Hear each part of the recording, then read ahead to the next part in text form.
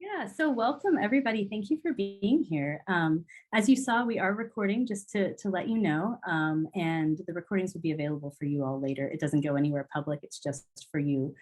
And you should see the live transcript now or have the option for it. And so if that helps you, it can help to follow along. We're gonna do our best to speak a little bit slowly and kind of as clearly as possible during this workshop. But I have to say that I personally am a serial offender about forgetting and going fast. So let me know when that happens. Feel free to raise your hand and say, hey, Laura, slow down. And that goes for all our speakers as well. Also, if there's anything that you don't understand during the workshop, I mean, you're here to learn. That's the whole point. And so if you hear something and you're like, I didn't understand that, like either I couldn't tell what word you said, or I didn't understand that idiom that you used, just ask. You can always raise your hand or put it in the chat. During a lot of the workshop, you can just unmute too. And we want to make sure that you get all of those bits and pieces as we go along and that you understand everything. So the workshop itself is about the English language, but it's a little bit more than that, right? It's also about kind of being in the US, incorporating into a new culture. All of you are doing science, which is really hard, and now you're kind of doing extra things on top of that, right? You're doing it in a new place, you're doing it in a new language. So this course is really meant to be a safe and a low pressure place for you to start to practice doing that, right? To practice the English, to practice your scientific communication, and to kind of start to think through and learn about what may be causing misunderstandings that you might experience in the lab, and to prepare for those. It's offered because we need you guys. You're really doing amazing work, and you're here at the NIH because we need the amazing work that you do, and we need you to be able to communicate it, right? Your science isn't complete until you can communicate it, and so we need your talent, and we want to equip you with the tools that you need to succeed and to really communicate your science well. And so who is this we that I keep talking about? We're the Office of Intramural Training and Education, or you'll often hear us called OITE. And so when you hear that on campus, you know that that's our office. We offer a lot of resources for fellows. And so I absolutely encourage you to look into everything that we do. I know Lori's going to talk about it a little bit more, but we give a lot of resources for career development, for wellness. Really, we want to take care of you while you're here and make sure that you have what you need to succeed now and in the future.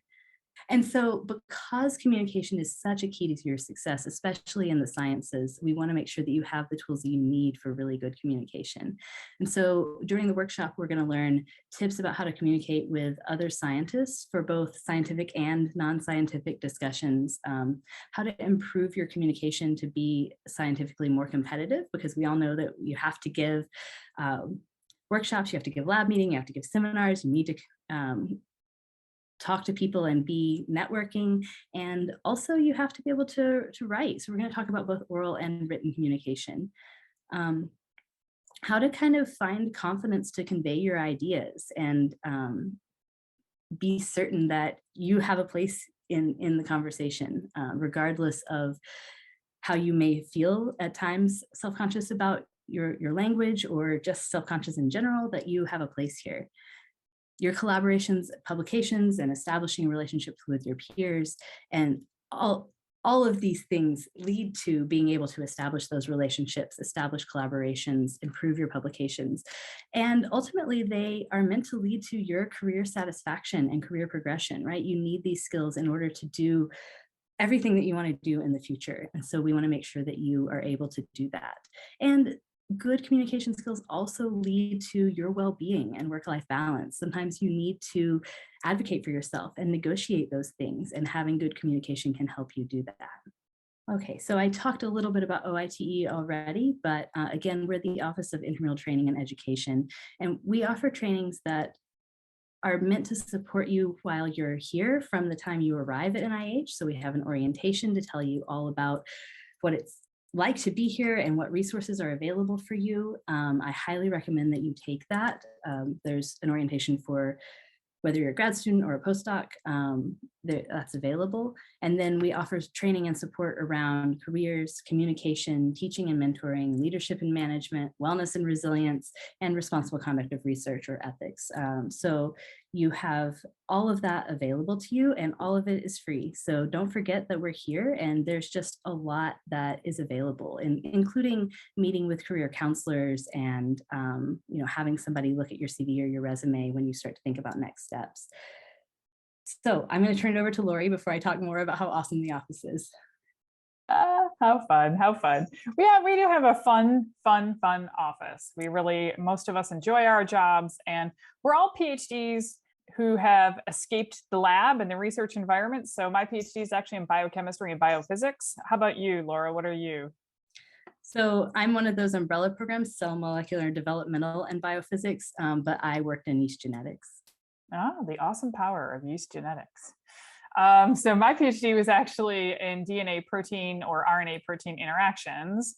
And after I finished my postdoc, I decided to move into career education for the next generation of scientists. And this course really kind of came through because a lot of the people in our office are from research environments. And we know that 60% of our colleagues are from foreign nations. And so we've been surrounded by this melting pot of people. And a lot of times English can be a barrier. But what you bring to our research groups is so awesome. I mean, the things that I have learned from all of my friends from around the country, around the world, is just really, really awesome. So I'm glad you can all be here. So I would love to know, when did you first start to learn English? How old were you? Tell me about, what did that look like when you started to learn English? You can do it in the chat, you can unmute yourself, whatever it is. How old were you? What was, tell me about that. Yeah, Leila, do you want to tell us, how old were you when you started to learn? And do you remember your teacher's name? That's my other question. Yes, I started to learn English at maybe 12 years old when I was in the middle school. And I forgot about my English teacher's name. Yeah. Do you remember, were they native English speaker or non-native English speaker? It's not native English speaker. Okay, all right. How about anybody else want to tell me, when you started to learn English? Are you 12 years old, 12, about 12? Okay, that seems to be the going around middle school, what we would consider here in the United States, middle school, grade 6, 7, 8. And that's also true here in the United States. When the kids start to learn a second language, it typically is in middle school. And in fact, that's when I started to learn French. When I was in middle school, I started to learn French. And I think you, like me, probably, there's learning a second language in middle school is, you're reading little tiny books, like Joe went on the bus to the store, right? It's not like scientific conversations. You're likely not taught by someone who speaks the English as a first language, right? So my French was taught by Mr. Lipinski. Mr. Lipinski did not speak French as his first language, I promise. So I'm learning from somebody who doesn't speak English you're probably learning from someone who doesn't speak English as their first language. You're likely learning 1 hour per day, along with math, literature, science, history, right? All the other courses you have. And then you probably took English through high school and then went to college and kind of went, done, right? I'm good for now. And now all of a sudden, all of you are here in the United States, and you're using English all day long, every day. And it's not anything that your middle school English teacher probably prepared you for. And so one of the things is to realize that you do have still so much to learn. I can't even fathom if I were to go to France at this point in my life, I'm not even sure I could ask where the bathroom is anymore, right? It's been a long time since I took French. Okay, yes, I could. But it's been a long time. So you really have to learn this second language as an adult. And it's more difficult. And the reasons it's more difficult, although you have to be fluent, right? You know that you want to be able to do this really well. We know research says this is totally possible. And furthermore, at this point in your life, especially most of you are postdocs, you know what learning strategies work for you at this point. That said, life gets complicated, especially as a postdoc, right? You've got a lot of science to do. Some of you have families. There's a lot of other competing demands. After a long day of science, the last thing you want to do is put more energy into learning English. Additionally, we get more embarrassed by our mistakes because we want people to think that we are smart and that we know what we're talking about. And sometimes the English words aren't there in the right order to convey how intelligent we are. And that is really difficult for a lot of us. It just makes it a little bit more challenging. And I don't know if any of you are in this particular situation, but we also have research groups here at the NIH where almost the entire research group is from one country.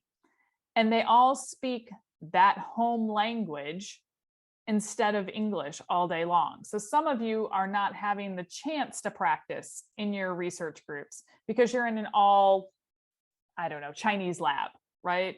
So that makes it difficult too. And then there's two different types of English that you're trying to learn, right? The scientific, let's get together and talk science, but also the day-to-day, the small conversations you have with your colleagues, the small conversations you have with people at the grocery store. And so it's two different types of English that we're learning. So there's this great graph here about how we learn new things. And the first time, when you came to the States, you probably are this, what we call an enthusiastic beginner. You're so excited, you know it's going to be fun, you know you have English to learn, but it's going to be okay. It's going to be awesome. In 3 months, I'm going to be fluent, right? Because your confidence is super, super high. And then you get here and you realize you can't even understand the lady at the metro station trying to tell you which way to go on the red line. And so you have low competence, but really high confidence. So you need a little bit of direction, some, okay, do this, don't do that, and some practice. So these enthusiastic beginners, that's really what this course is built to help this enthusiastic beginners and really these disillusioned learners. Disillusioned learners all of a sudden are like, uh-oh, this is a lot harder than I thought it was going to be. So your confidence goes much lower, although you have picked up a lot more English words. And you need the support in order to continue to have success. So again, that's what we're here for. The goal is to get up to this cautious performer stage and all the way to high achiever, where your confidence gets high, your competence gets high. A lot of times this one, you get stuck in this cautious performer because of your accent. You feel like folks can't fully understand you because of your accent. We do have some accent training that's available in our some listening and things like, but we don't do any one-on-one accent training, but we do know people who do. Because a lot of times I feel like that is the challenge. So I would love to know if you could rate your English skills today. Which one are you? Are you an enthusiastic beginner, a disillusioned learner, a cautious performer, or a high achiever? And you can just put that in the chat. Where do you think your English skills are at the moment? Cautious performer, awesome. Couple of cautious performers. Oh, another one. Uh-oh, a lot of cautious performers. All right, so for the most part, you're feeling pretty good about it, but there's just some days that you feel like I'm never going to get it. And then there's some days that it's like, I'm awesome. So the goal here is really to kind of think about how are you going to move up to what do you need to move to the high achiever? So for those of you who are kind of popping in, what do you think you need to go from cautious performer to high achiever? And you can either unmute yourself and tell me, or you can put it in the chat. What do you need to go from cautious performer to high achiever? More practice in a relaxed environment. More practice. Okay, great. Awesome. So practice, right? So practice. So we have lots of ways for you to gain some practice, both here in this course. Additionally, Laura is going to bring in some other speakers who have all kinds of English conversation clubs that meet in more informal practice. She's also going to bring in some resources from our graduate school on campus that will help you understand how to build those grammar skills that Barbara just asked for. I do want to point out that Anthony put in here that he feels like he is an enthusiastic beginner, and that's awesome. And I don't want anyone to think that there's one right place on this chart and a wrong place on this chart. We've all gone through every single component of this, whether it is on our English skills or our science skills. I know some people said that they've been here for 2 years, so they have a little bit more time here versus Anthony, I think you said you were here for 2 months, right? So that's part of this, right? Is that we have the ability to learn as we're here and find the resources as we go along. Okay, I'm good here. So I think the other part about this is how brave all of you are for coming to the NIH to do your science. It's probably likely that many of you, this is the first time in the United States, right? It's not, you didn't do your PhDs here. If you did your PhD here, it's likely you're not in this course. So you all have done amazing things. The first is you moved far, far from home, and that's not easy. It's difficult, and there's a lot of challenges family-wise with that, right? Both folks you left back at home, as well as any members of your family that have come along with you. And then if they, can your spouse work or not? Can your kids transition well into school? How does that work? And then the other thing is we are still in a pandemic. Yes, hopefully someday we'll get out of this, but we still are in a pandemic. I mean, goodness, we are still running this course by Zoom. There are 2 courses in the OITE that we want to get back in person. This one and our management course need to go back in person, but I can't do it yet until the numbers are in a better spot. And then there's understanding the United States. And at this point, this is the time, if you have questions about the United States and United States culture and stuff like that, that you're like, what in the world? This is the time to put those in the chat, or again, you can raise your hand and we'll call on you. But understanding the US system is not easy either, right? First, there's the healthcare system, which doesn't look like anything any of you have had in the past. And Laura and I have grown up in the United States, and I still do not understand the United States healthcare system. It does not make sense. I don't understand the difference between a premium and a copay, and not a clue. So the healthcare system can be really challenging. And then there's the transportation, right? So why does the metro not seem to run on time?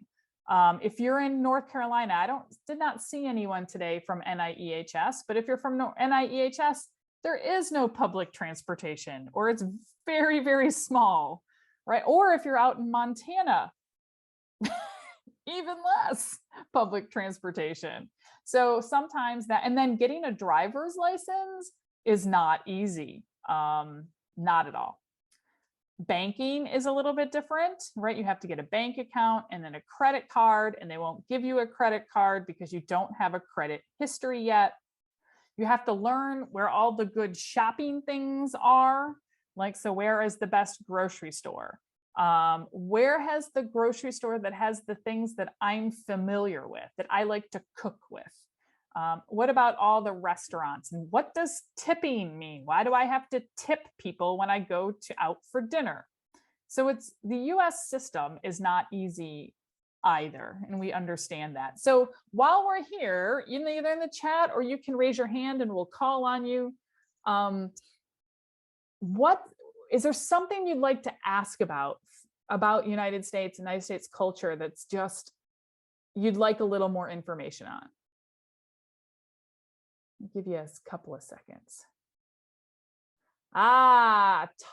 Like slang. Slang is so hard. Toss it in the round file. That means throw it in the trash because the trash can is round, right? But that is really tough to get. Abbreviations. In the NIH, it's even worse about abbreviations. I mean, you could have a full conversation with someone and not actually say a word. Hi, I'm Lori. I work in the OITE, which is part of OD, which is part of NIH, which is part of HHS, which is part of the US government, right? Like, it's exhausting. And then we have all the scientific abbreviations too that are added up on that, right? Yes. And slang is tough. I think the other one that people often talk about in the class is popular culture, right? So you'll be hanging out in your research group, and the Americans and the Canadians are talking about these TV shows that they watched when they were growing up. And you're like, I have no idea what you're talking about. Or they'll do quotes from movies, and you're like, I don't know where that's from. So yeah, so the healthcare system, abbreviations, et cetera, they seem to be, I think that FAES, who runs your health insurance, does do an orientation on how to deal with the healthcare system and find a primary doctor. Yeah, I think that FAES runs that. So, and if they don't, we'll ask them to, because they really are the ones who understand, because you have to like choose a doctor from the system. That's the big thing, is choosing a doctor from the system. All right, I don't see anything else coming in. Taxes. Even harder, because each one of you, because you're from different countries, has different tax treaties, which means you pay different taxes depending on where you're from. DIS, Division of International Services, does do mandatory tax training. And so, and they do have some people, I think, that they give off as tax advisors. So all of you who are interested in tax things should talk to the Division of International Services, or DIS. Good question, though. Again, it's another one that I still don't understand. Like, just take the money. Like, you know how much I owe. Just do it, government. Like, and don't make me. I got audited. Let me put that in that word in the chat, because it doesn't come through. Audited. Is it? I think that's spelled that right. Audited. Yeah, the government audited my tax account recently. I made a mistake. I owed a lot of money. A lot of money. Oh, traffic rules, especially turns. I think you probably mean, can I turn, if the light is red, can I turn right if the light is red? And I would say you have to watch the signs, and not in DC, not in the District of Columbia. Do not turn red, right on red in the District of Columbia. Oh, and if anyone here who is used to traffic circles or roundabouts, and you do a roundabout here in the United States, we don't know how to do them. And like every time I go to one and I'm driving to one, I'm pretty good at them now, but if my mom is in the car with me, she's like panicking as we're going up. I'm like, Mom, it's just a roundabout. It's not that hard. Mom won't do a roundabout. All right. Okay. And then there's more than all this healthcare, taxes, right? There's also NIH. And we want to be able to come as a researcher, as a scientist. We're here to expand our knowledge and really tell people, participate into the scientific enterprise. One of the things that tends to happen with this is it can bring up what we call the imposter phenomenon, right? And so you're worried that someone will think that you don't know what you're talking about. Someone's going to think you got this job by luck, and all of a sudden they're going to come and take your PhD away. Okay, that's not going to happen, by the way. You get to keep the PhD forever, right? It makes it feel like we don't belong. And so I often think, you think you this goose dressed up in a tuxedo hanging out with the penguins. And this is something that is really, it's real. And I can see Julio is saying like, this is me, right? I'm here. My husband has huge imposter phenomenon. We talk a lot about it. So it's not just a boy, man, or a woman. It hits everyone. Absolutely everyone. So our Resilient Scientist program does a lot to help us with imposter phenomenon and getting past that and realizing that we are good enough, we are smart enough, and people do take our science seriously. And I see Artie says that they don't drive in Hamilton. That is a big problem. So when you don't know how to drive and you live in Montana, it's a challenge. There is no bus. And luckily, learning to drive as an adult is easier time-wise than if you were a kid. So my son is 17. He just got his driver's license. And if you're under 21, it's a lot of like classroom time, driving time, etc. If you're 21 years and older, it's a lot easier. So Artie, it might be easier for you to learn now than if you were 16. Okay, so United States, right? We tend to be pretty polite. We tend to be very assertive, right? We want to get what we want. Oh gosh, Monica and Artie, you guys should get to know each other if you don't know each other already. They're both in Montana.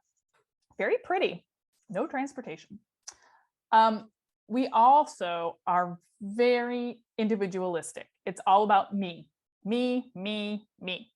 And so for some of you who have come from cultures that are very much more about us and the group, the Americans can seem kind of harsh. And then there's all these weird social interactions that you're like, this doesn't make sense. One of the big ones is when somebody asks you, how are you? They really don't care what the answer is, right? Somebody, we're going by. So Laura, how are you? How you doing? What are you going to answer? How are you, Laura? Oh, good, Lori. How are you? I'm great, thanks. You never actually answer that question. It's always like that, right? Everyone just answers it. I'm good.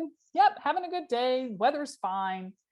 Like if someone were to say, how are you? And then really say, you know what? It's been a really rough week. I've had this happen and that happen. It's like, everyone's like, whoa, that's not what I thought about that I would be getting this. Now, this next one is interesting because I don't know post-pandemic what's going to happen with these two. Handshakes, though, tend to be firm. So if you're going to shake hands with someone, it's in, and they're not like this. They're not like weak and lonely. They're firm handshakes. Hugs and kisses to people you don't know are much more less common. So I'm thinking specifically for my European friends here, right? Like the hi. No, not in the United States. The first time someone did that to me, I was like, oh my God, they're coming in for a kiss. They're coming in. We have a pretty big personal distance, personal bubble, right? It's kind of like this. So if you put your arms out, this is about what our bubble is. Don't get closer to that or I'll start backing up. The only place that's different is in big cities. So I lived in New York City before I moved here to DC, and my personal bubble was much smaller than it is here in DC. In fact, it was a big noticeable thing because in New York City, when we would go to get on the subway, we'd pack in. Now, we're not Tokyo. We're not pushing people in with boards, but we are packed in New York City subways. Here in DC, people do not pack in the subway at all. This was even true before the pandemic. They'll wait for the next train. Or they'll look for another car. So it's very different depending on where you're at in the United States. For the most part, we think you should be on time for things, but on time in person, that meant no more than 5 minutes late. I found that on virtual Zoom meetings, it means no more than 1 minute late. Like we're really trying to start Zoom meetings on times. In stores, so the grocery store or an office, you can refer to someone as sir or ma'am, either or, depending on the gender. And it's common to use first names. And this is something for some of you that gets really hard in research environments because your boss, your PI, wants you to call them by their first name. And for some of you, that's weird, right? They have this, they're above you. They need to be called doctor. In the United States, the philosophy is we are training you to be our peer. And so if you are my peer, you should call me by my first name. It's not true in every lab. It really isn't. And so if you ended up calling your boss Dr. Conlin, that's perfectly fine. But for the most part, you should call me Lori. The other thing is my name is Lori Conlin, right? If you call me, you can call me Lori, which is what I prefer, or Dr. Conlin, either or. In the United States, we don't do Dr. Lori. That's not common. So don't call someone doctor first name. It's doctor last name. If you don't know, especially at the NIH, call everybody doctor. It's just easier. Okay. Yeah, right. Anthony, you're right. And it's actually my African fellows who mostly have a hard time with this because it's not right. It's not polite to call someone Lori, but in the United States, it is teaching people to be peers. That's the philosophy behind it. Okay.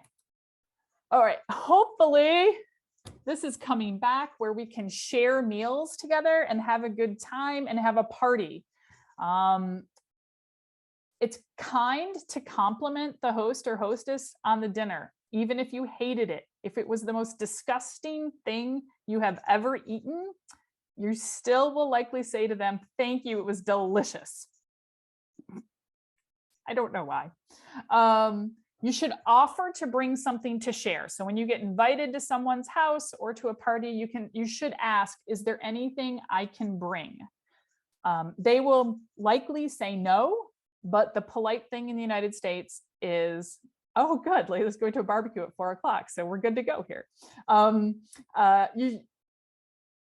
They will likely tell you no, but it's polite to ask if you can bring anything. The other thing is you should always offer to help. Can I help set up? Can I help clean up? What can I do to help?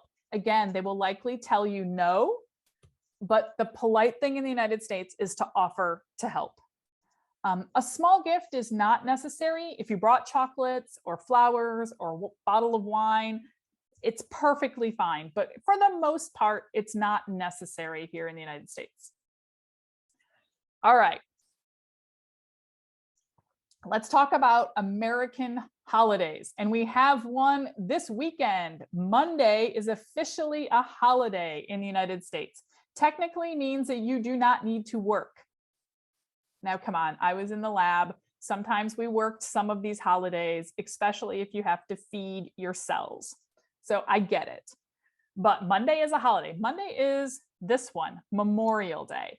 It's the day that we remember people who have died in wars. So Monday is Memorial Day. You get all these different federal holidays. So Memorial Day is now. Next is July. Oh, wait, no, we have a new one. There's one in June called Juneteenth.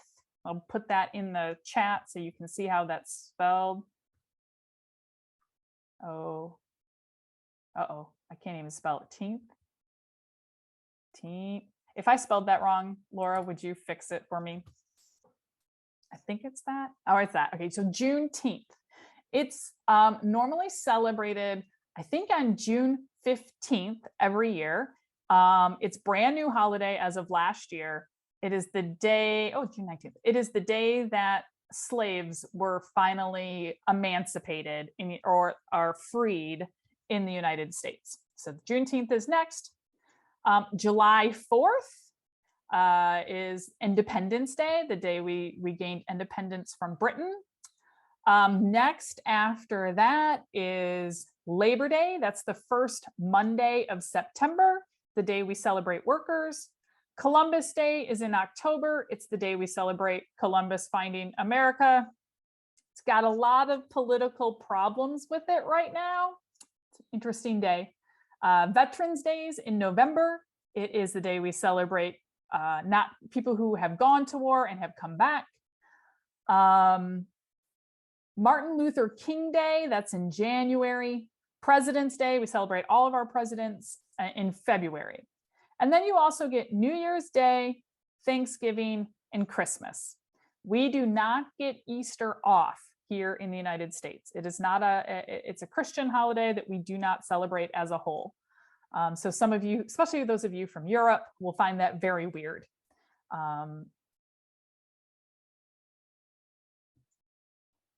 Holidays are interesting. If you have kids in school, does anybody have kids? Anybody have kids? Raise your hand if you have kids. Yeah, okay. So if you have kids in school, they really only celebrate two holidays.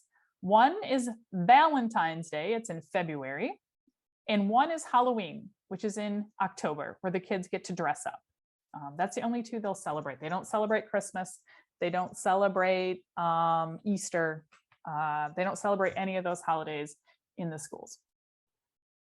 But with this season right now, like Lele says, is, June, come back to you, Anthony, is barbecue season.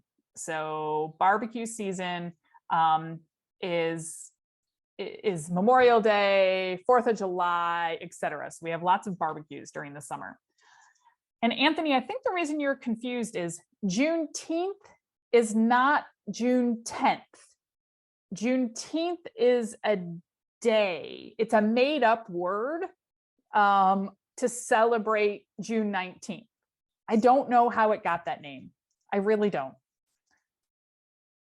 But now I'm going to have to go look it up. I will Google that later. All right. And I think that we all do need to put in a little bit about how the pandemic really has influenced your ability to really fit in to your research groups, right? To have those, you are a little bit lucky. So some of you have been here for 2 years, and those of you who have been here for 2 years likely started in the middle of the pandemic. And so it has probably gone slower than you wanted it to. And those small interactions in your research group haven't been able to happen because we haven't been able to have enough people in the research groups all at once. And so I'm hoping as stuff returns to normal, you have more of those casual conversations that will allow you to practice your English. The other thing is as an American who spent time in a research lab, I would never correct the English of my colleagues because I felt like that wasn't polite. But every once in a while, I had one or two postdocs who we were postdocs together who asked me for help. If you asked me for help, I would correct your English. I would help you learn and to improve, but I wouldn't do it on my own because that seemed rude. So if you want your colleagues to help you, give them permission. Ask them to help and tell them it won't hurt your feelings. All of us who have been in the research environment know that, right? So just let your colleagues know, let the other postdocs, pick your favorite person and let them know. You know, even after you give research group meeting, let them know that they please give me good feedback. Help me correct my English. All right, so a little bit on our office. We do offer a lot of career content. You'll see a lot of it. I'm sure some of you came to the Career Symposium just 2 weeks ago, so you kind of know a little bit more. Our YouTube page has a lot of really great information as well as our blog. We have a lot of really cool leadership and management stuff that we provide to you for free to help you be better colleagues, better work partners, understand conflict, lead without power. Some of you are required, all of you should take the responsible conduct of research. It's offered quarterly for postdocs. It's a really cool program. Oh yeah. Oh, here, I'll come back to that, Artie. That's a good question. Pop your while I'm talking through this slide, put questions in the chat. Okay. So this is your time I'm going to give you time to type while I'm talking. We have a resilience series. I talked a little bit about here, about that during the imposters phenomenon with the penguins and the goose. So that I highly recommend that. We do some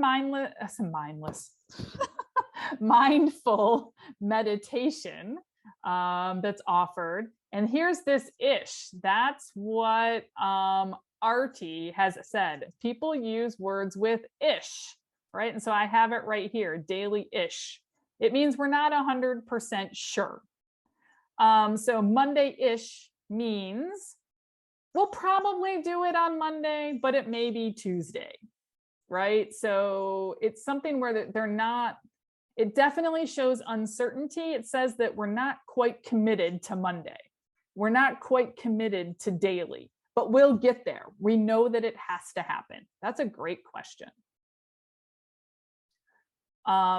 Anthony, you should really ask people, like find that one person and sit down and like have the conversation over a cup of coffee and sit and say, you know, no, seriously, I want help. I want to do well, help. Buy them beer and they'll help you. Oh, okay. So that is all the slides I have. I guess I should ask, what other questions do you have for me? American culture, anything you want to ask.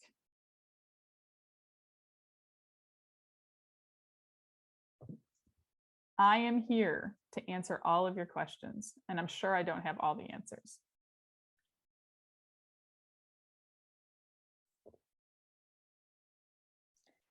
I was going to say one other small thing to Anthony and to this idea of people not correcting you. It's because, especially in US culture, it feels very rude.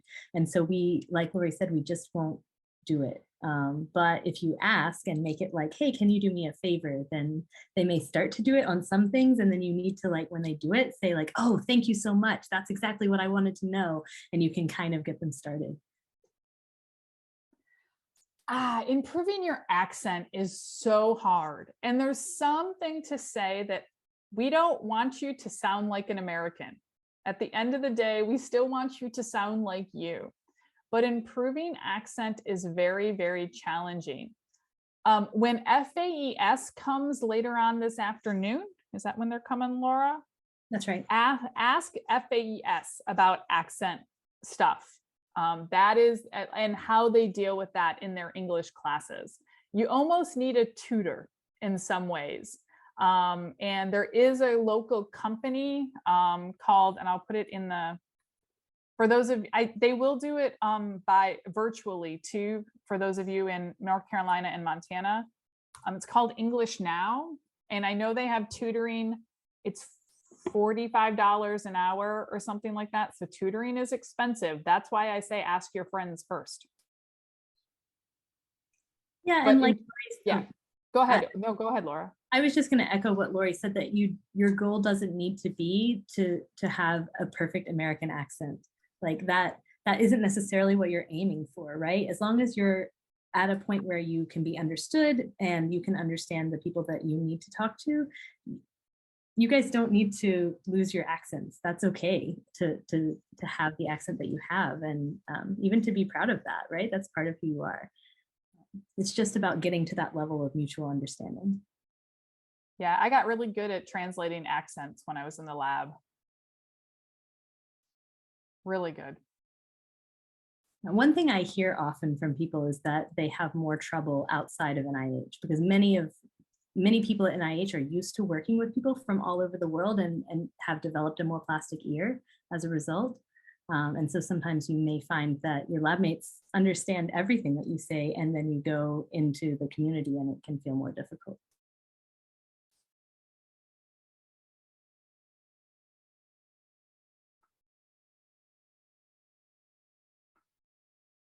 Right. What else? What feels hard? What have you run into that was difficult?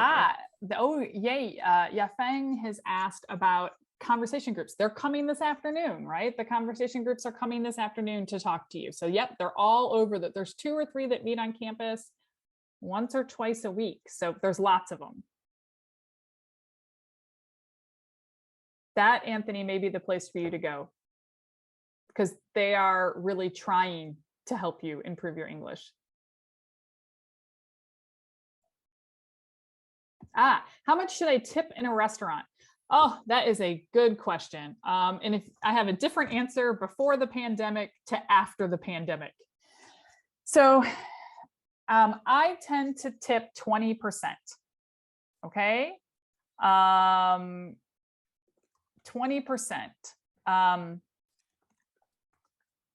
They're all online, Philippe. They're all online right now, I think. So you're good to go. I tip 20% in a restaurant. I think the hard part is it's only when I have a server, when I have a waitress. I get really annoyed at places like Chipotle. Do you guys know Chipotle yet? McDonald's, right? Stuff like that. If those kind of places are asking me to tip, I don't tip there.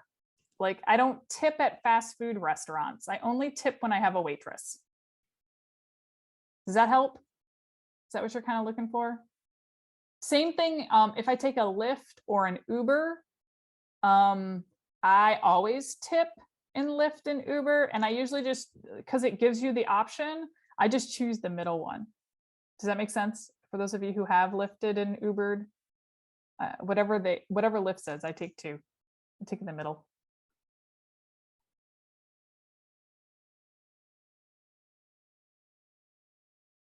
It is, Sharmina, it is possible to improve. It just takes time and practice. And then sometimes you're never going to have the grammar perfect. Heck, Americans don't have grammar perfect. So other thing is to realize that it's people understand, right? That the mind is able to put the words in all the right places. There's this really cool thing out there, and I'll find it before we leave. It's a reading thing where the words are spelled wrong, but we can still read what it is because the brain fills in the words that are spelled wrong. So it's okay, even if the grammar is wrong. Uber Eats. Oh, do I tip? Yes, I do tip on Uber Eats. Usually Uber Eats is 20%. I do 20% for them. It's like a waitress. I consider him my waitress. And vocabulary is really a lot of reading. The other thing for vocabulary that works a lot is radio. And we use specifically NPR, so National Public Radio. I'm putting it in the chat. Here in DC, it's 88.9. I think it's 88.9 on the FM dial, WAMU. That probably is really listening to more radio is really a good way to build vocabulary. I know that's what they do for kids when they are trying to do that. Oh yeah, great idea to go other places, right? Go to the sports, gym, other friends, not just, and social places is a great way to build vocabulary and a different type of vocabulary. Is it polite to invite someone to eat at your house for your birthday? Absolutely. Yep. I love to have birthday parties. I just love birthday. I love birthdays. I love cupcakes. All right, Laura, you want to give them a 5-minute break before the next session? Yeah, I think that sounds like a great idea. Everybody can stand up, stretch out, move around, do whatever you need to do, and we will start back at 2. Great. All right, friends, I'm leaving you in Laura's hands. She can still answer any of the questions that hop into the chat. I really appreciate hanging out with you, and I will see everyone soon. Bye. But everyone else stay, just me. I'm just leaving. Thank you, Lori. Yeah, and you should feel free to just take a break, and we'll start up again in just a few minutes.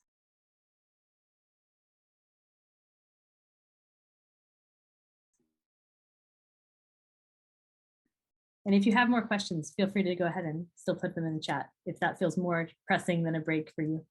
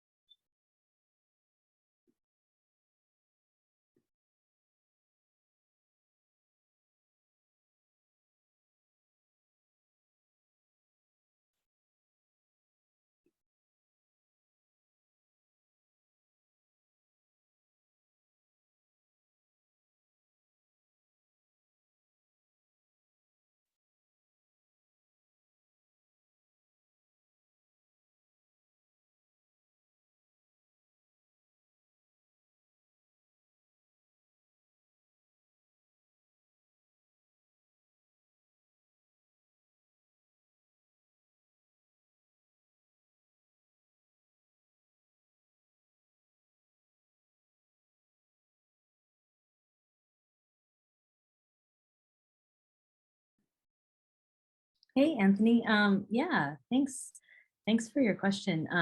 I think being here is a great start, but I want to emphasize that this 3-day, 3-afternoon workshop will not dramatically change your English, right? So our goal is not that, but more to give you resources and tools for the future. And so, for instance, like what Lori talked about, the conversation clubs that are going to speak later today, to kind of get plugged in with some things like that is I think the most effective way to make real improvement, to be regularly practicing with people who can give you feedback, is a great way to improve in any language, right? And so that's a resource where you can do that.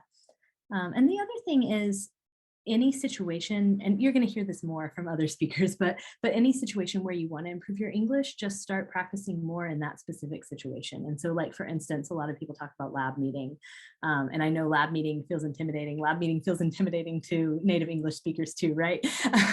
And so what I suggest is kind of start to think about lab meetings specifically in terms of, okay, what do I want my communication in lab meeting to look like, and how can I get there? And then what are kind of some little steps in between? So if I want to be able to just have a comfortable conversation in lab meeting, let me start with, okay, I'm going to ask a question this week in lab meeting, right? Like just kind of carving out those small goals and know that it's going to feel uncomfortable at the beginning because it always is, right?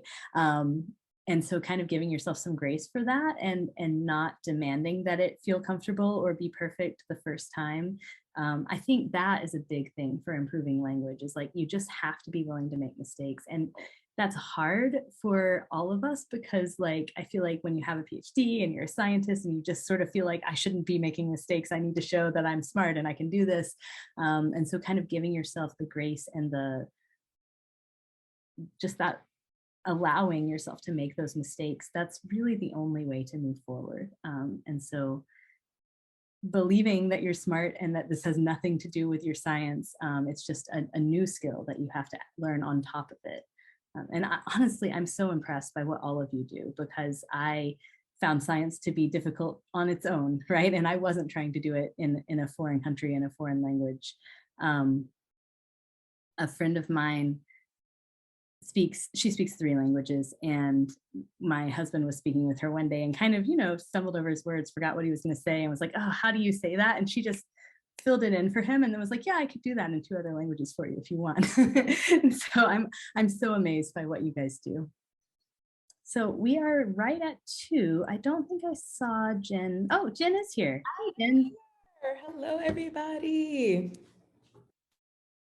So Jen Wiggins is a wellness advisor in our office, and she's going to talk to you all a little bit about wellness. So like I just talked about, it can be really challenging to give yourself that space to make mistakes that you need to make in order to improve your language and your communication in English. So on top of that, you're dealing with a lot of other stuff, and imposter fears are real, and it can be really challenging. And so I wanted Jen to talk to you guys a little bit about sort of the approach to wellness that we have in the office and the resources that are available, and how that fits into finding your bearings in a new culture. So I don't want to take too much of your time, Jen, but I wanted to let you guys know it's an important topic, that it's really important to take care of yourselves, because you can't do good science without taking care of yourself, and you can't improve your English without taking care of yourself. So I'm going to go ahead and hand it over to Jen with that. Thanks, Laura, and hello, everyone, and happy afternoon. It's not the sunniest day here in Bethesda, but we are here nonetheless. And so I think, to Laura's point, each time I give this talk, I want to think about, folks are saying, they ask, how does wellness, really correlate to my English communication skills? And the angle that I take for this is, the more well that we are, the better capable we're navigating stress.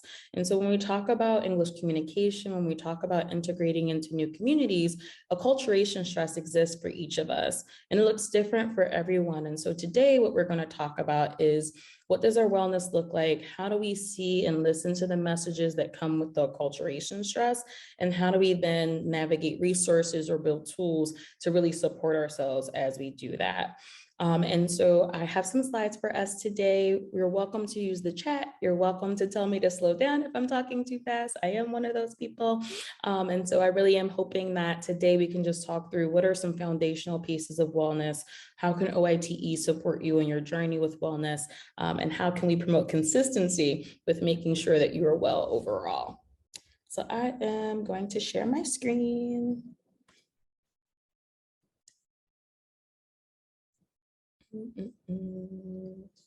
Okie dokie. Home.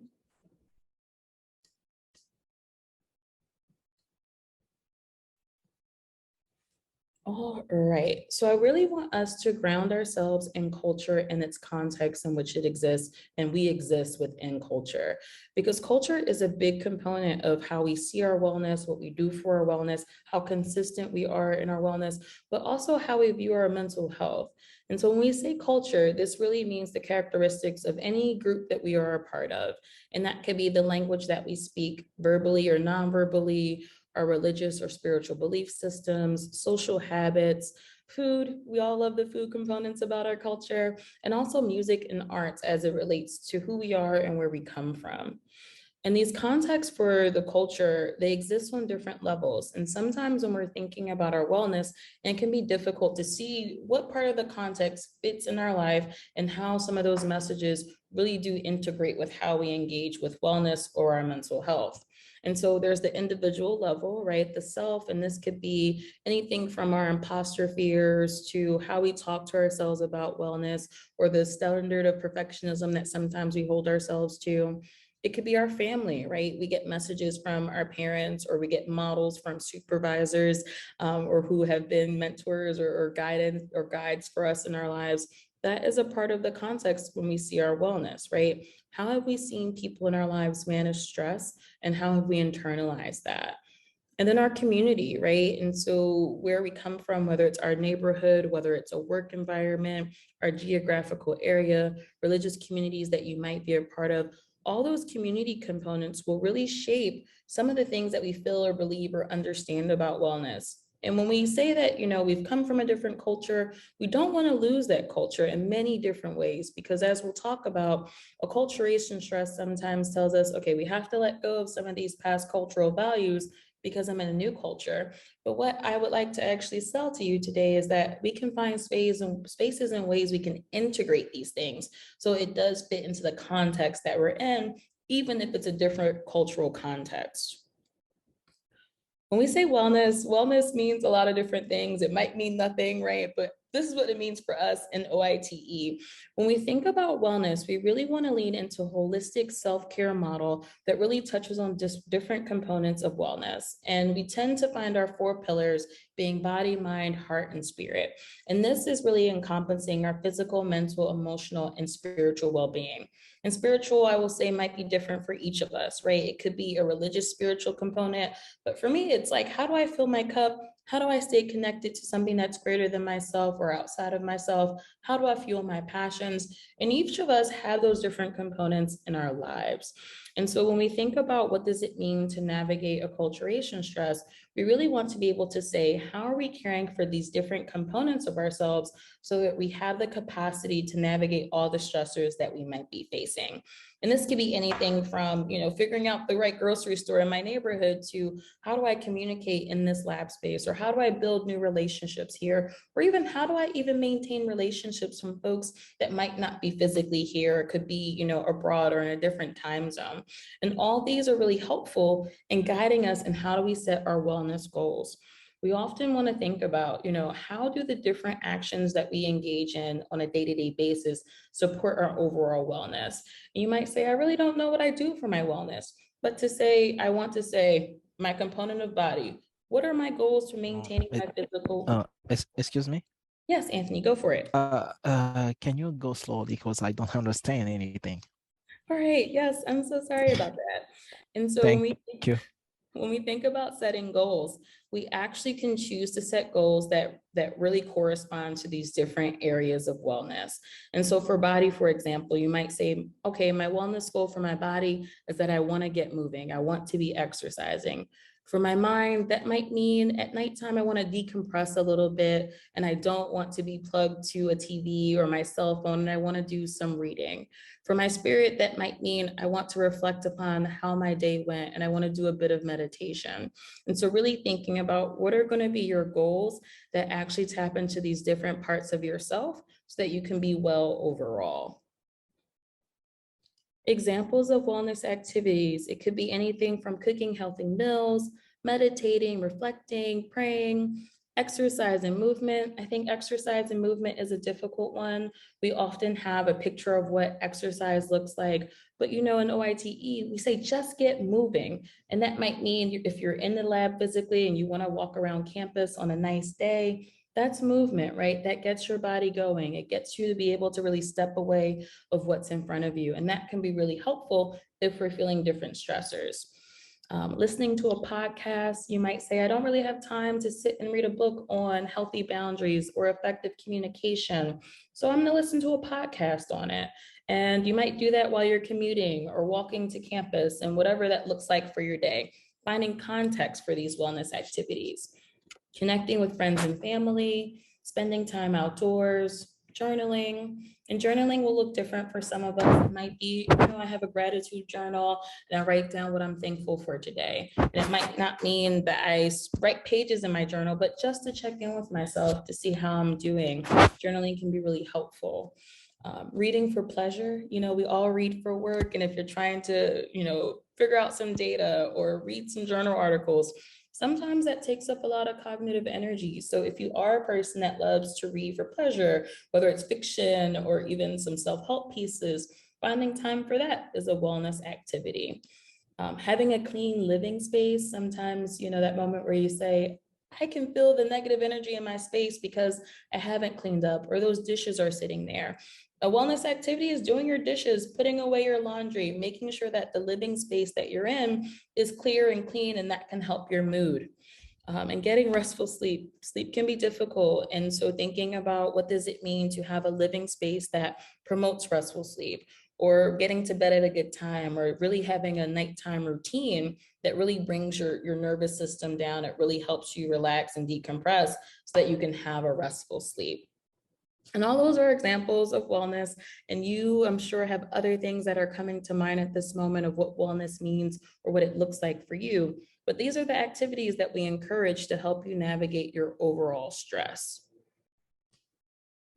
So in thinking about how do we really unpack what shapes our wellness, you want to understand that there are so many things outside of us that really shape our wellness. It shapes how we talk about wellness, what time we invest into our wellness, but then also what those activities look like. And so, our places of origin is one of the foundational components of what shapes our wellness. And to, the point that I shared earlier, our family and planning and parenting is a big one. How did your parents navigate their stress? Did they talk about stress? Did they encourage you to take breaks? And how has that shaped your ability to take breaks or to do those other wellness activities? Cultural norms, sometimes we come from cultures that do not promote wellness, and sometimes we do. So really thinking about, where do you come from culturally, and what have you been told around what does it mean to take a break? Or here's how you be well, or this is how you eat in a healthy way. And thinking about how does that then show up in your life now? Geography is big. So depending upon where we are, we talk about sometimes wellness can be a Western culture value where therapy might feel taboo for some people. But to say, I'm interested in talking to a therapist now is something that folks decide when they join another culture or experiencing different kinds of stressors. And so all of those things will really be your foundation. Hierarchical systems and power dynamics. Many of us come from hierarchical communities, but the science world, the biomedical research field is a hierarchical system. So you might have a mentor or a PI who you say, they work a lot. I don't see them taking breaks. And then sometimes we internalize, oh, well, if they're not taking a break, I don't need to take a break, which isn't true, right? And so trying to see how sometimes the hierarchical system sends us messages that says, you don't need to slow down, you don't need a break. Or you might come from a system where you might see a supervisor or a mentor or a PI saying, oh yeah, I'm taking a break, or there's a long weekend coming up, make sure you take Monday off. Those are signs that we say, okay, maybe I should take a break, and it's okay to take time off. And so understanding how power dynamics might shape how we engage with our wellness. Our experiences. And so we might have folks who have done therapy before and they say, oh, I believe in therapy. It's something that has been helpful to me in the past. Or folks might say, I usually just deal with my stress and I keep on going no matter what's happening.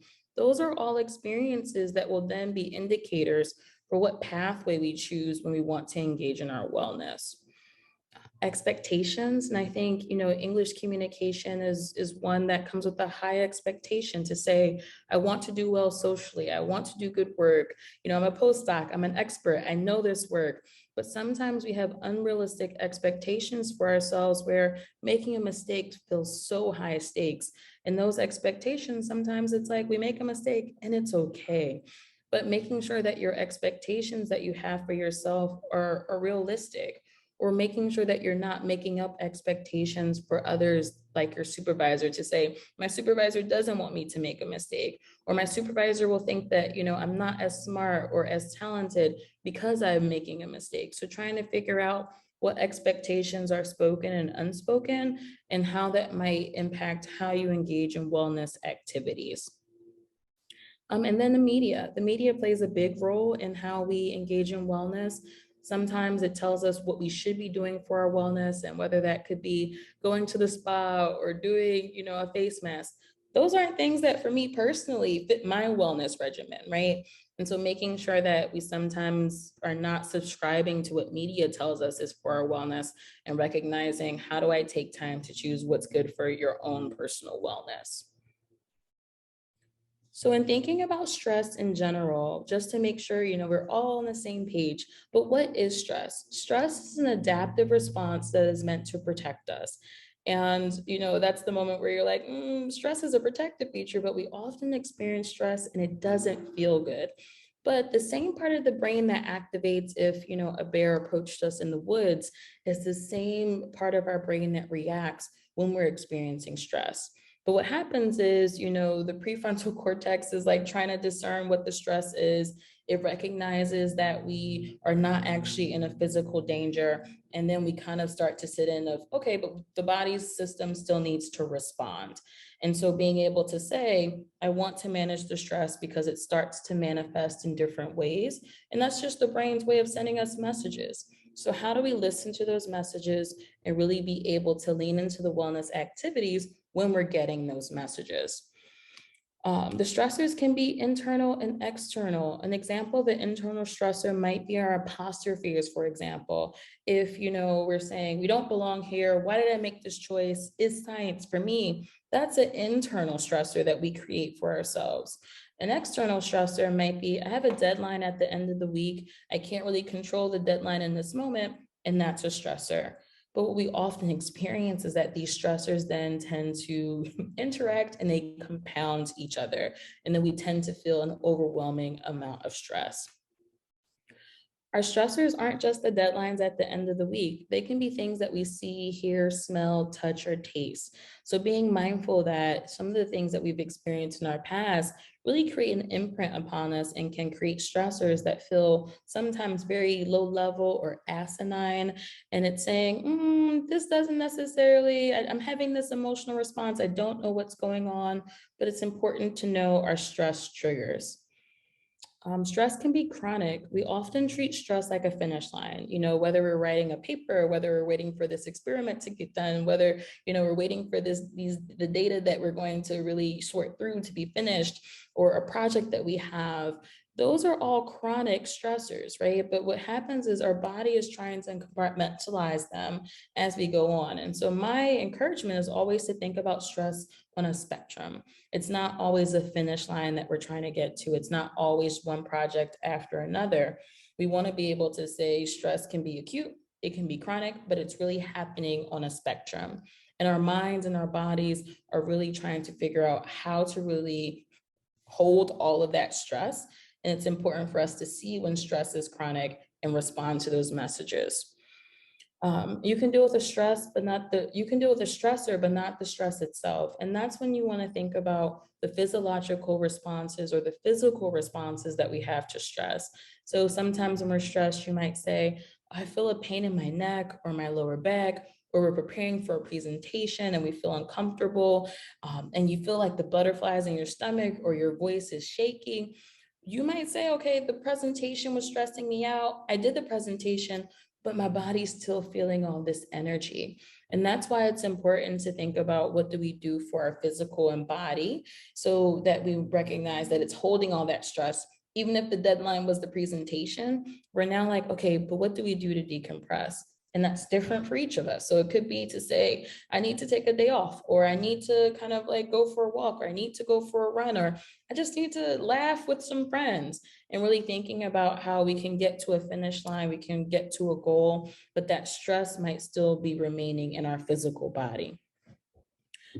How does it impact us? It's all different. And so you want to think about, what are the messages that you are getting when the stress is existing? And so it can impact your thoughts and your perspectives, those moments where you might say, I actually don't want to be here, or why am I doing this thing? And you're questioning yourself and your actions. that might be a sign you're experiencing stress if that's not your normal baseline. Or you might find yourself being more negative than you might usually be. And so being able to say, you know, I'm a bit more negative today. Is this because I'm stressed? How can I cope with this stress? Our emotions and mood, you know, that's when you're like, you know, I spilled my coffee today and I was much more upset if I made this mistake of spilling my coffee today than I would normally be. Or you might find yourself, you're like, I'm crying and I don't know why I'm crying, or I'm upset and I don't know why. Some of that free floating anger or sadness or frustration can really be a sign that you are stressed and you're not quite dealing with it. It can impact our relationships, especially for visiting fellows where you might say, I actually haven't talked to my family in a few weeks, and that doesn't feel normal for me. Or I find, you know, if you're living with a roommate or you have a husband or a wife or a partner, you might say, we aren't communicating well, and that can impact your relationship. And so that could be related to what your stress is. Or your communications might not be as fun. You might be more short with people and you just don't feel like you're communicating at the best of your ability. And that could be a manifestation of your stress.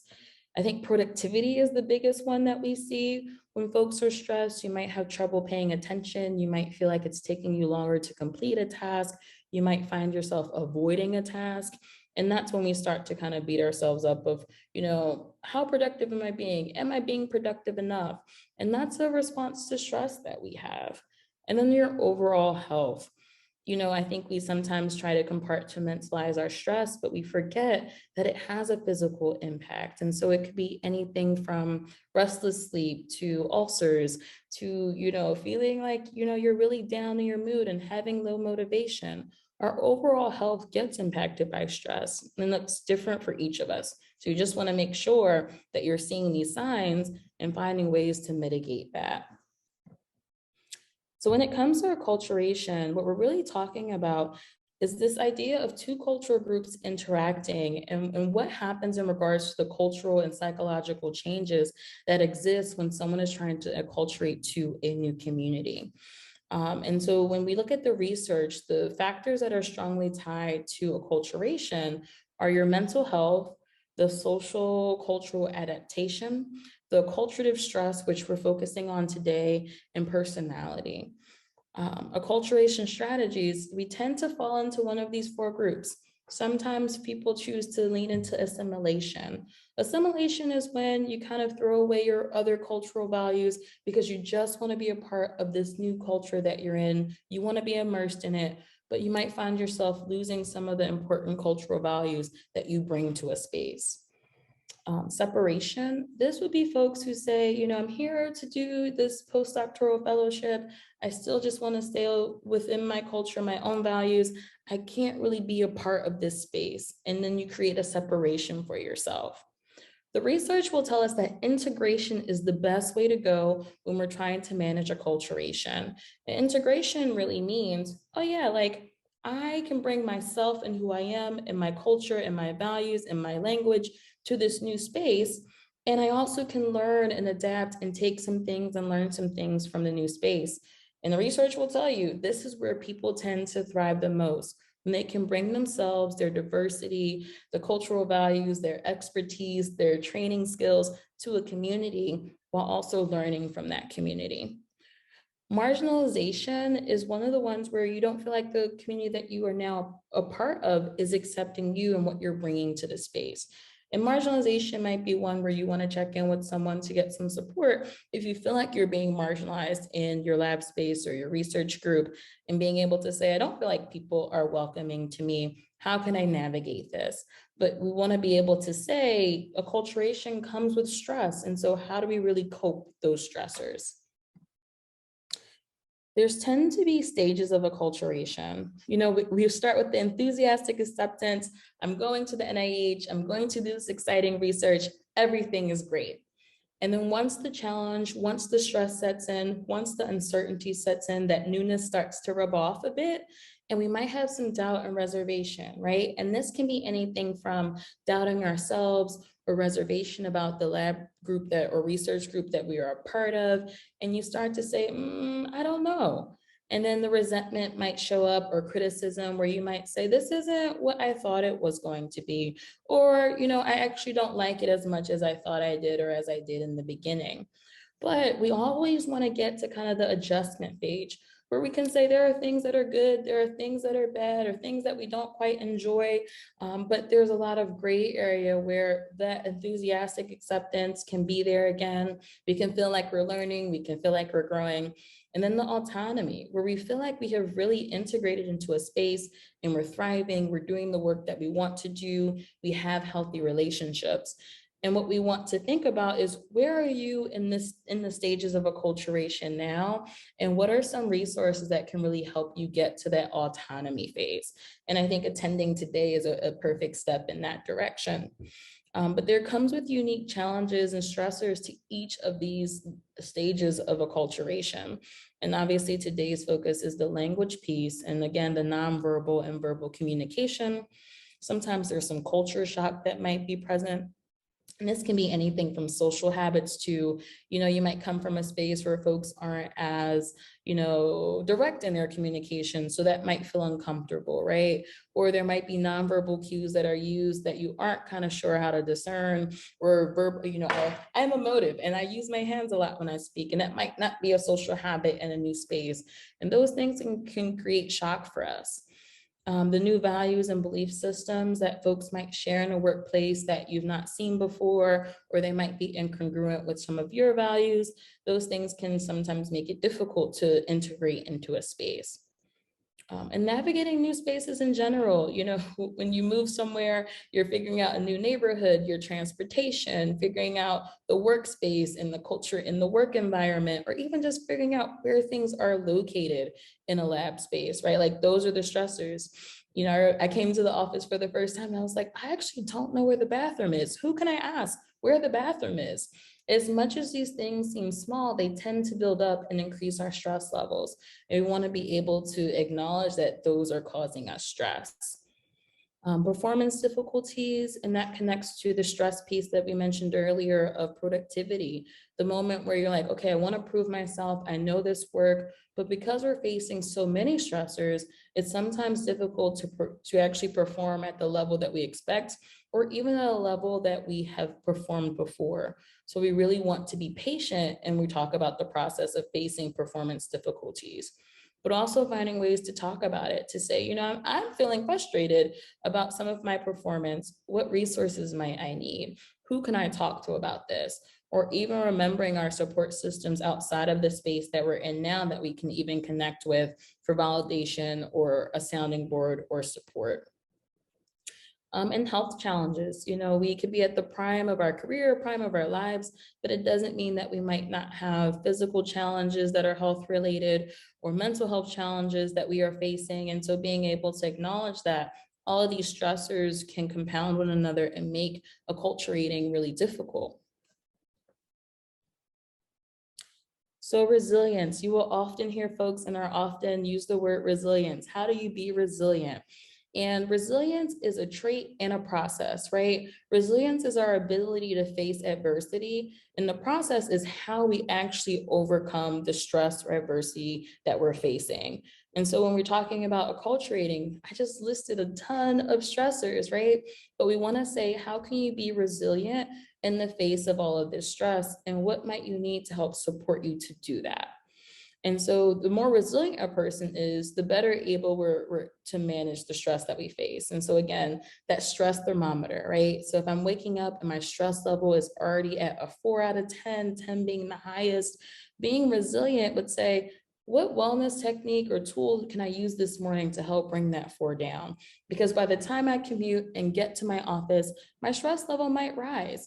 And so being able to say, I want to invest in being able to manage my stressors versus forcing myself through stress without giving myself the support. And these skills to build resilience are unique to each of us. I shared a slide earlier about different wellness activities, but not everyone likes to meditate. Not everyone likes to do yoga.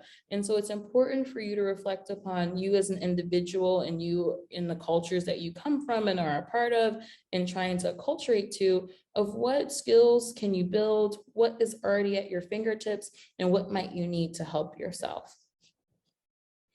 So the ABCs of addressing stress. So awareness, you want to understand what are your needs right now. Do you need more support? Do you need someone to talk to? Do you need someone to answer questions for you? Do you need to say, I need to carve out time for my wellness? What is it that you would need to help address your stress? Where are your limits? We all have limitations. As much as we want to say we can be a superhero, we are not always superheroes. So where are our limits? Where can we say, this is a boundary, this is how much time I can commit to the lab today, this is when I need to take a break? What are the messages that tell me this? So where are your limits? Understanding our emotions, we have emotional responses to most parts of our life, whether we acknowledge them or not, right? And so how are you emotionally responding to the culturative stress that you might be experiencing? How are you responding to just general stressors or other stressors in your life? And what can you do to support those emotions?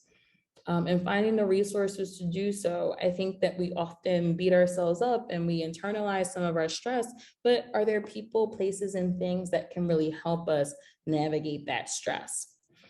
Balance, some people have a tricky relationship with the word balance, but balance is really, what can we do to really balance the work that we want to do, the work that we're doing, along with the play? And play could be anything from, I decided to watch TV, I decided to, go to brunch with some friends, I decided to go to the gym. You can define that for yourself.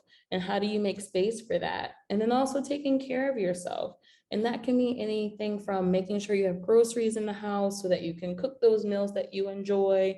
It could be, I want to just lounge around on the couch today because I just feel very overwhelmed, to, the weather's nice and I want to go outside. What are the things that you will do to take care of yourself? And then connection.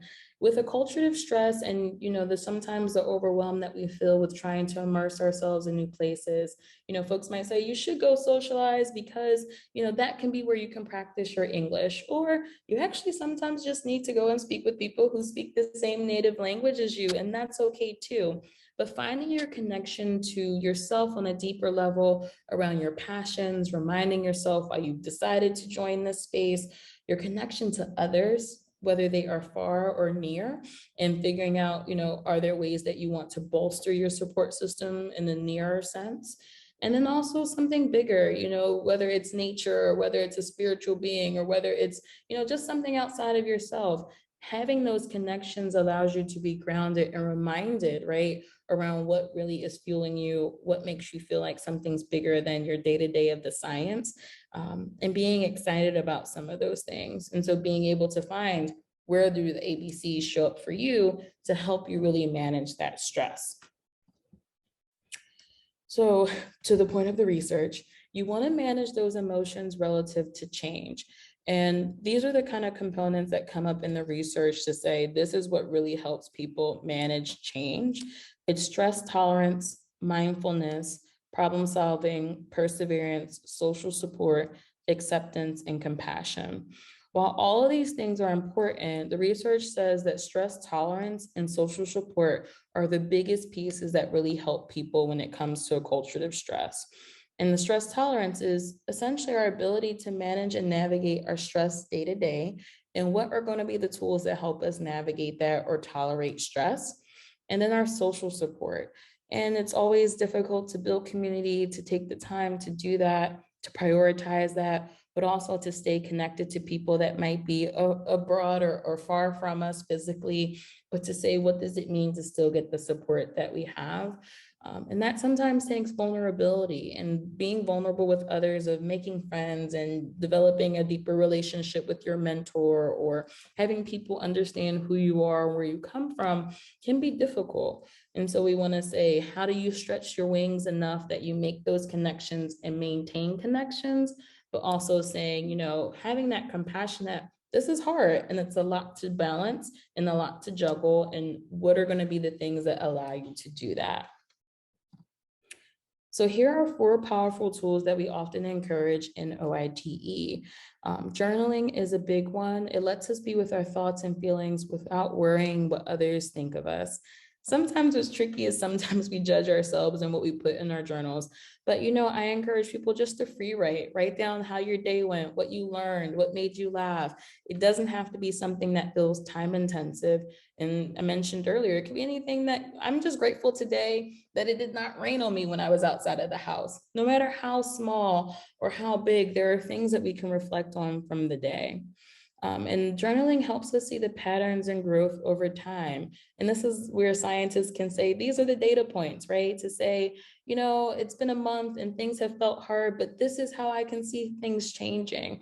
And being able to give yourself the opportunity to see that growth is super important. Mindfulness, and this is how do we be present with our feelings, our struggles in a way that are just giving it space and acknowledging it. And we do offer a mindfulness meditation 3 times a week in our office. So I hope you're reading your morning emails that I send out so that you can have the link and join. Mindfulness can be difficult when we are feeling stressed or we might be anxious, but mindfulness is coming and just reflecting and being with others. And so being able to say, are there supports I can use to be more mindful? How can I practice this on a day-to-day basis? And we're happy and here to help you with that. Community, and this could be anything from finding people that come from where you come from to building new relationships in your lab space, maintaining those relationships, as I mentioned before, or even coming to some of our community wellness events that we have to find a new face, or our skills groups or our support groups. Most times the feedback that we get from our wellness programming is that people will say it's nice to hear that other people are going through what I'm going through, or I feel better about what I'm challenged with because it's other people going through these things as well. And so community or having a sounding board can be really helpful for managing your stress. In therapy, you have great health insurance coverage. Sometimes health insurance can be difficult to navigate, but you can always email us. We're happy to give you therapist referrals if you want to connect with a therapist outside of the NIH, but we also offer individual wellness advising. And so you might say, hey, like I see these stress signs, but I don't know where to start, or I don't know what to do. But therapy or wellness advising in OITE can be really helpful with navigating that. And we support you figuring out what are your wellness goals? What do you want to do to manage your wellness? We are definitely here to support with that. So in regards to our resources, I just mentioned the individual advising. And so that's a one-on-one appointment with someone who is, we're all licensed clinicians, but we then talk through what are your wellness needs in this moment? Where can we figure out what skills you might need to build? What resources are available to you? And it's a non-judgmental space where we're just here to kind of explore what are your needs.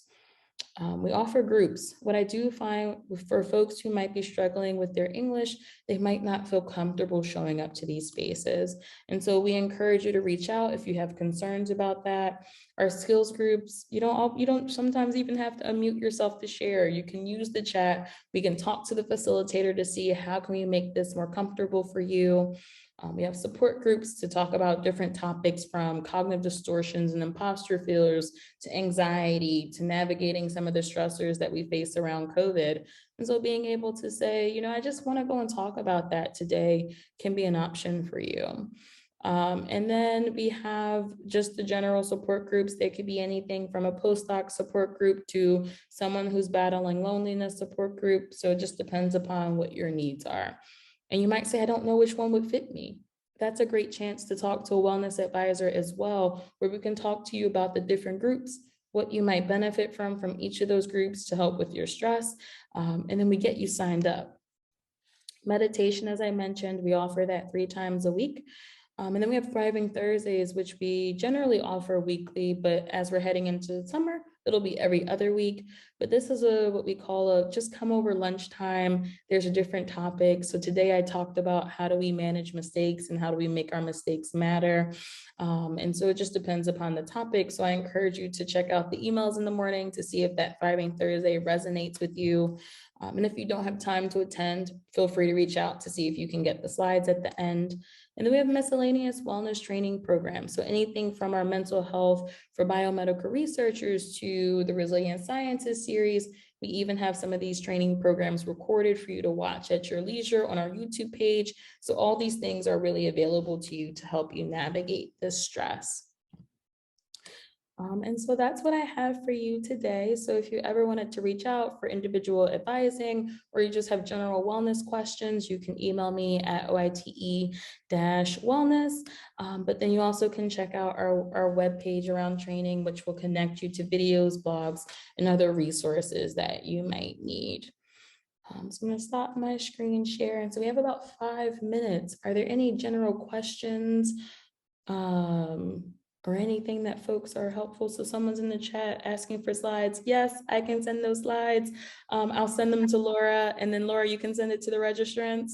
Yeah, perfect. Yes, you'll all get all of the slides from each day after the fact. Yep. I'm just sharing the email address for more accessibility. If you want to send an email to set up an appointment, you're welcome to do so. Laura, is anything else maybe you wanted me to touch on for folks at all? I really think that you have done a great job of covering it. I hope that you'll all remember at times that you feel that stress, whether it's in a moment that you can't think of a word, or it's when you're needing to give a presentation, that there are tools you can use both in the short term and in the long term, but you only have access to them if you've kind of prepared for those moments. And so thinking about taking care of yourself and building the resilience while you're here can really help you in everything, really, in a broad range of skills, including in your language piece. Yeah, thank you so much. Yeah, just to answer Felipe's question about in-person resources, I don't think that at this time many folks are offering in person. I know at main campus we're not, and I know in North Carolina they're not right now. So I do, it's some patience as we navigate the summer with the numbers increasing. Our hope is that we will be able to do some more things in person as, we see how things play out with the pandemic.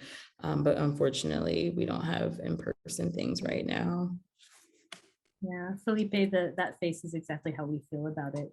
We're all looking forward to being able to meet trainees in person again.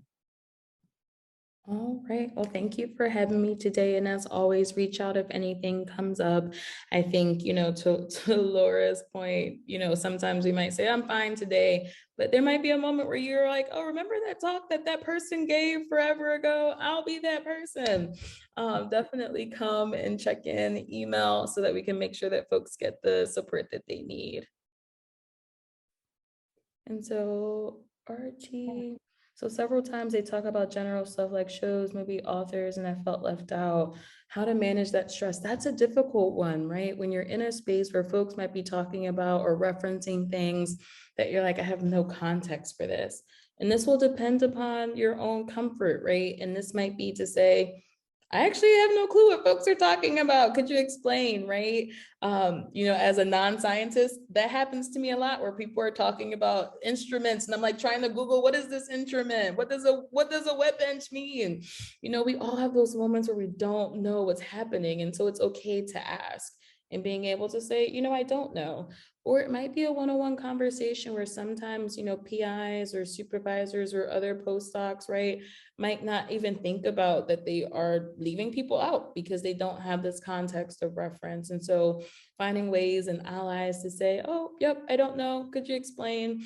Or talking to other folks in the lab that could help change some of the culture to remind people to be more, to be able to explain what they're talking about. Or even finding spaces that you can share things that interest you, right, that they might not have thought about. Because when we think about integrating, right, it's not all about what folks are doing in this community, it's also what we're bringing to the community. So finding space to ask questions, but also to bring ourselves and things we're interested in is really helpful. Anything you would add there, Laura? Exactly what you said about integration is what I was thinking. If it's a conversation about like, oh, what TV shows are you watching recently? You may not know the ones they're mentioning, but there are probably shows that you love, right? And so kind of interjecting that, and it may be something that somebody else in that conversation ends up really falling in love with, right? So don't be afraid to bring your culture to the conversation as well.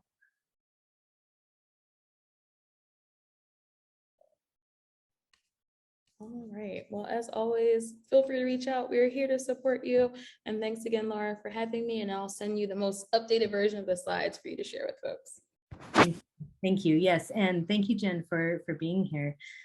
guys, you all have a break now in the spirit of wellness and taking care of yourselves. I hope that you'll get up, move away from the computer, do something else, move your body a little bit, take care of whatever it is that you need in the moment. We will be back at 3 o'clock. And then at that time, my colleague Yewan Chian will be talking about a different way of taking care of yourselves, how to set good goals for your communication and kind of taking the steps that you need to move forward. So I hope to see you back at 3, but feel free to turn off your cameras and take a true break for the next 15 minutes. Hopefully you're all back from your break, feeling slightly more rested. If not, hopefully you're hearing my voice and going back to your computer right now. I saw that Yewan came in. In the next section, we're going to talk about goal setting, which is such an important part of achieving your goals in any part of your life, but that's true in communication too. And so Yewan is going to be able to talk to you for the next several minutes about how to set really good goals. She's giving me a smile. And how to allow those goals to help you really move forward. So I'm going to turn it over to Yewan. Thank you, Laura. Thank you, everyone, coming today. And I think I would like to share my screen first. Thank you. My name is Yewan Chan, and as you can see, I am also not a native speaker. I came to United States 2001, just right before 9/11. So I came to the United States for my PhD study. After that, I came to this area, actually NIH, to do postdoc, and I spent 4 years as a postdoc in NIH Aging Institute. After that, I made a career transition and I started working here at NIH, OITE, Office of Intramural Training and Education. When I started this position, I was not director from the starting point. I came here, this office, to help some program. And then eventually, now I'm in charge of postbac and summer research program. While we are talking all these things, maybe I may talk about my life in the United States and how I made the transition and how I am here. But today I want to talk about setting goals to improve your communication skills. I'm pretty sure some of you might talk better than me, and some of you just arrived and looking for a way how to improve your English. As I just experienced all those worries and struggles in the beginning of my earlier stage period. So hopefully I can share a lot of my experience and insight, and hopefully it will inspire you to start something today. So let's start talking about why setting goals are important. If you fail to plan, you plan to fail, right?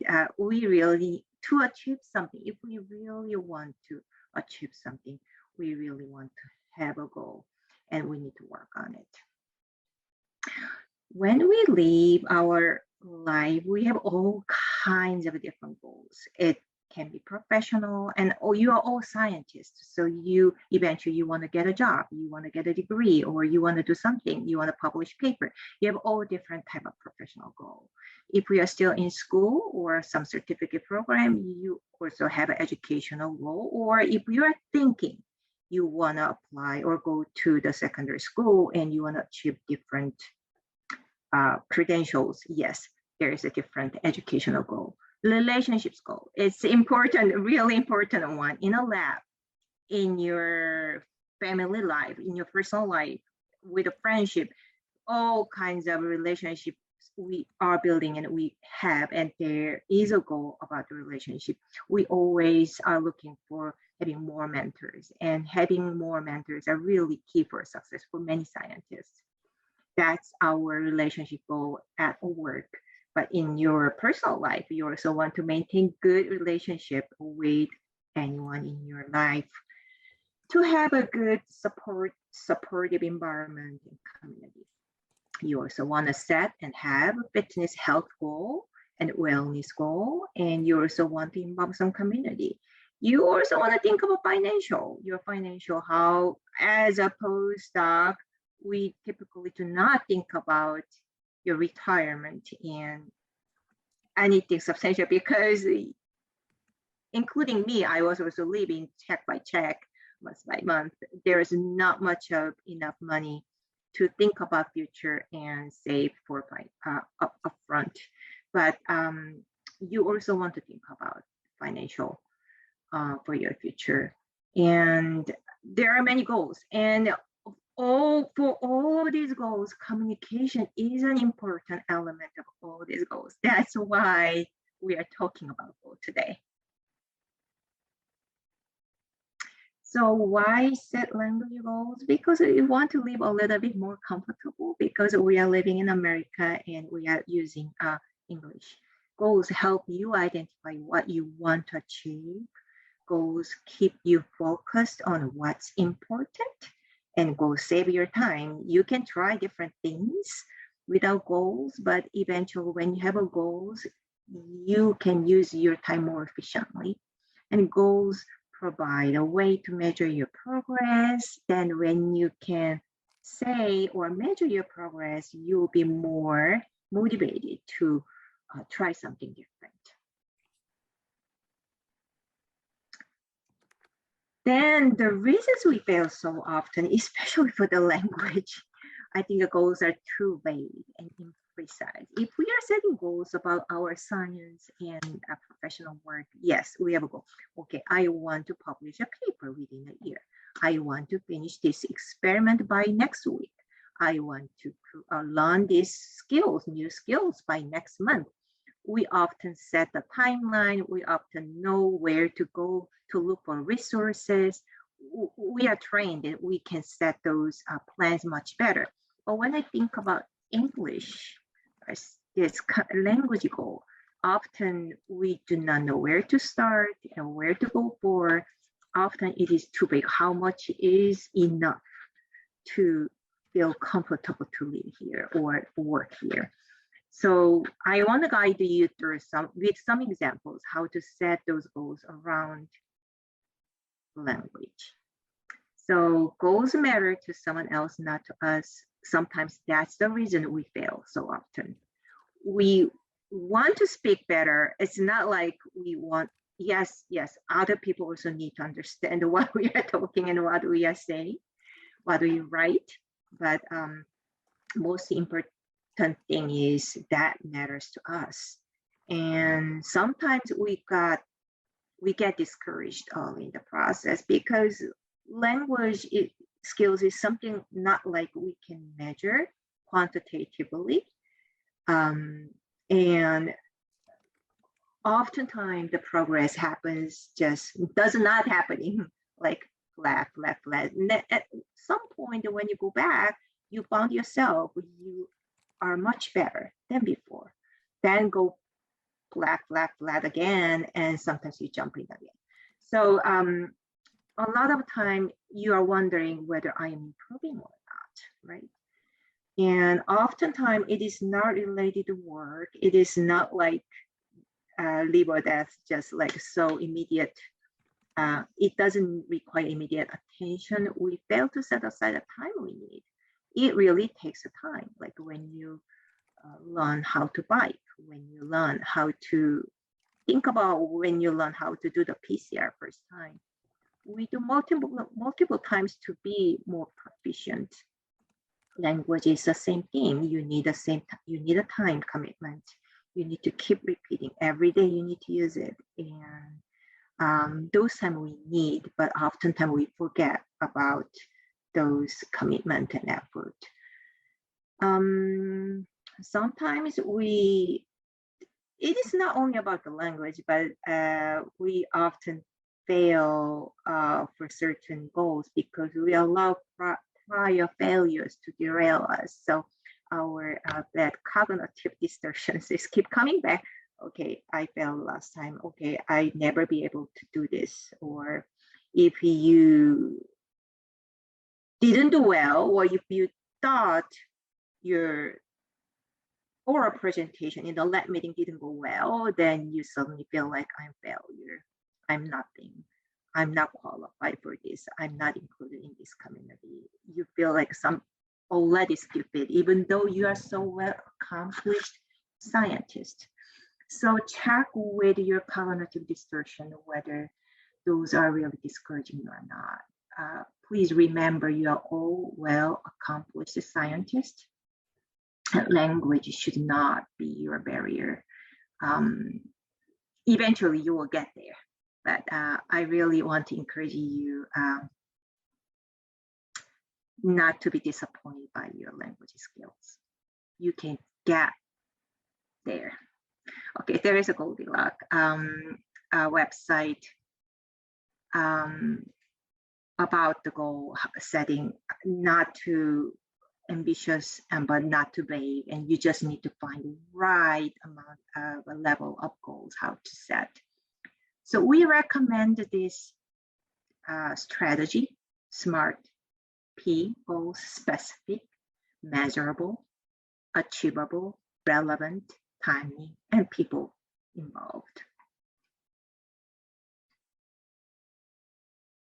People is important. We put in the last in the list, but it is also very, very important. You want to find someone in this journey to share your goal setting efforts and struggles and success. Those people could be friend, colleague in a lab, mentor or counselor.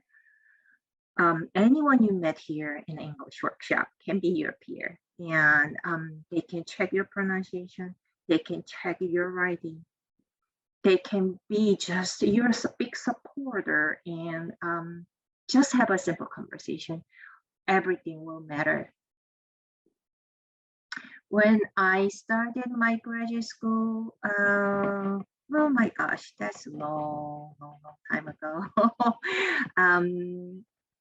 I was comfortable listening all those lectures and following up all those things, but yes, I was struggling writing even abstract or preliminary exam or material or proposal or grant proposal or while I was in graduate school. So I started having tutor. So I met a tutor. She was a retired English professor, and eventually he became my mentor throughout all my graduate school. When I met with him every week, we become so close friends. We shared everything. We shared our favorite treats. We shared our culture. Not only we didn't only talk about my English not the project, English, whatever writing I need to do or whatever presentation I need to present, yes. But we also shared a lot of stories and we get to know each other. I wish you can find someone like him or her or them. You can find someone who you can make friends and who you can share anything. It can be anyone in this group, or you can find someone else. You can go to church and find someone, or in your neighbor you can find someone. But that will be really, really great to find. Have someone always you can go to is really important.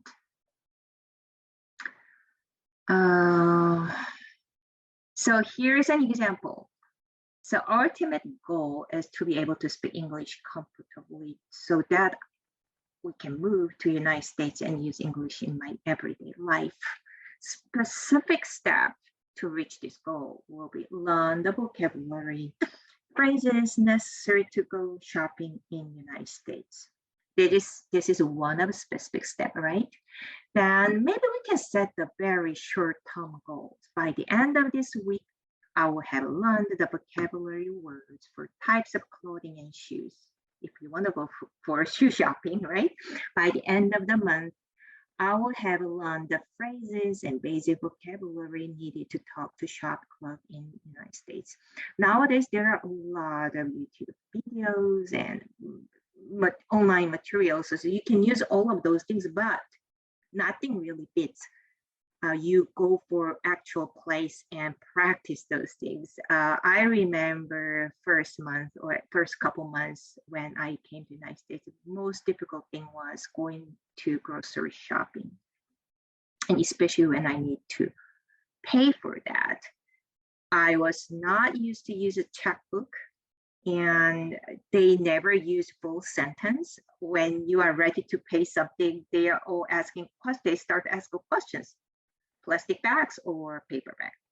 I was expecting to write full sentence, but when they are just throwing out those words and so quickly, it was so hard to understand. And payment system as well. Another difficult things I struggled was ordering food online. I'm not online, by the phone, or when you go through that drive-through, that system like McDonald's or whatever fast food restaurants, you need to go through the drive-through. Still I feel uncomfortable. It is like after 20 years, still I don't feel comfortable. I rather want to park my car and go in the store. Just I am very anxious, and still without seeing their face and their mouth shape, it is really hard to understand. I always keep asking, could you repeat again? You're not alone. I just wanted to say that. That was my most difficult part I remember in the first couple months, the very first couple months. So here is another example you can set, when you try to set a goal. By the end of this week, I will have learned how to talk about medical problems. Instead of that, you can say, by the end of this week, I will have learned the words for all the primary body parts. So medical problems, you see, it is very vague and broad, but you can specify, right? Narrow down which vocabulary you want to learn. So let's see. Let's say this, if this is our goal, how we can make it more specific. I will become comfortable speaking English in social situation by July of 2022. Do you think is it specific enough? Think about that SMART P strategy.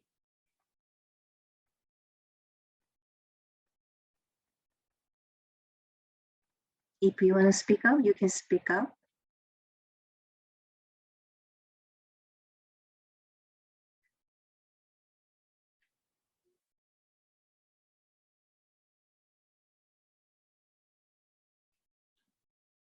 You guys are a quiet group. So becoming comfortable in any language requires commitment to practice and time dedicated to learning. So we need to set more specific, right? Let's see how we can make it better. Specific, it's kind of, because we are saying social situation, right? Measurable, how you would measure. We said July of 2022, but I do not know whether we can really measure this one. Let's say achievable. It is also depending on how you would feel. How well have you done in the past? Would it help to have a language partner to keep you on track? And what is R? I forgot. Reachable, achievable, reasonable. Anyone remember? It's relevant. Relevant. Is it relevant to your language goal? Yes. You want to live comfortably. You want to live a little bit less stressful. So it is important to be comfortable speaking English in social situation. And is it timely? Yes, you have a deadline. Here's another example. I felt miserable in my first month. So when I started my graduate school, or whenever you start a new position, there is a welcome event. So when I started graduate school, there was a welcome event. All those external committee members came in and all our faculty member, new student, all student, they all together in our dean's house. There was a party. So in Korean culture, when we have a party, we are expecting we'll have lots of food. Usually we sit in the table, there will be a full of food, so you do not typically eat dinner or lunch before going to the party because you are expected to eat a lot of food. So when I arrived in the place, first of all, there are not much of food. Second of all, there was no chair. Everyone was standing. So I was not sure where I need to stand. Should I go in the middle, or should I be in a group, or should I be in front of food? And third, there's not real food. It's all like chips and salsa and vegetables. There is nothing real dinner, which I didn't expect. So, and then I was not comfortable speaking in a social situation. So I felt so awkward. I did not know who to talk to. Of course, there was no friend because I just started program. So in the corner, I went here and I started crying. I didn't start crying in the beginning, but one of the committee member approached to me and asked a question, and I just suddenly started crying because I was so embarrassed or overwhelmed about the situation. Later on, I learned how to navigate these things. And I also recommend anyone who hates networking or have anxiety on this kind of situation, I recommend to read the book. Or you can find the link or title, but for the people who hate networking. It is a very, very simple book. Or our library also has that book you can borrow. It's very easy to read. It gives all kinds of tips.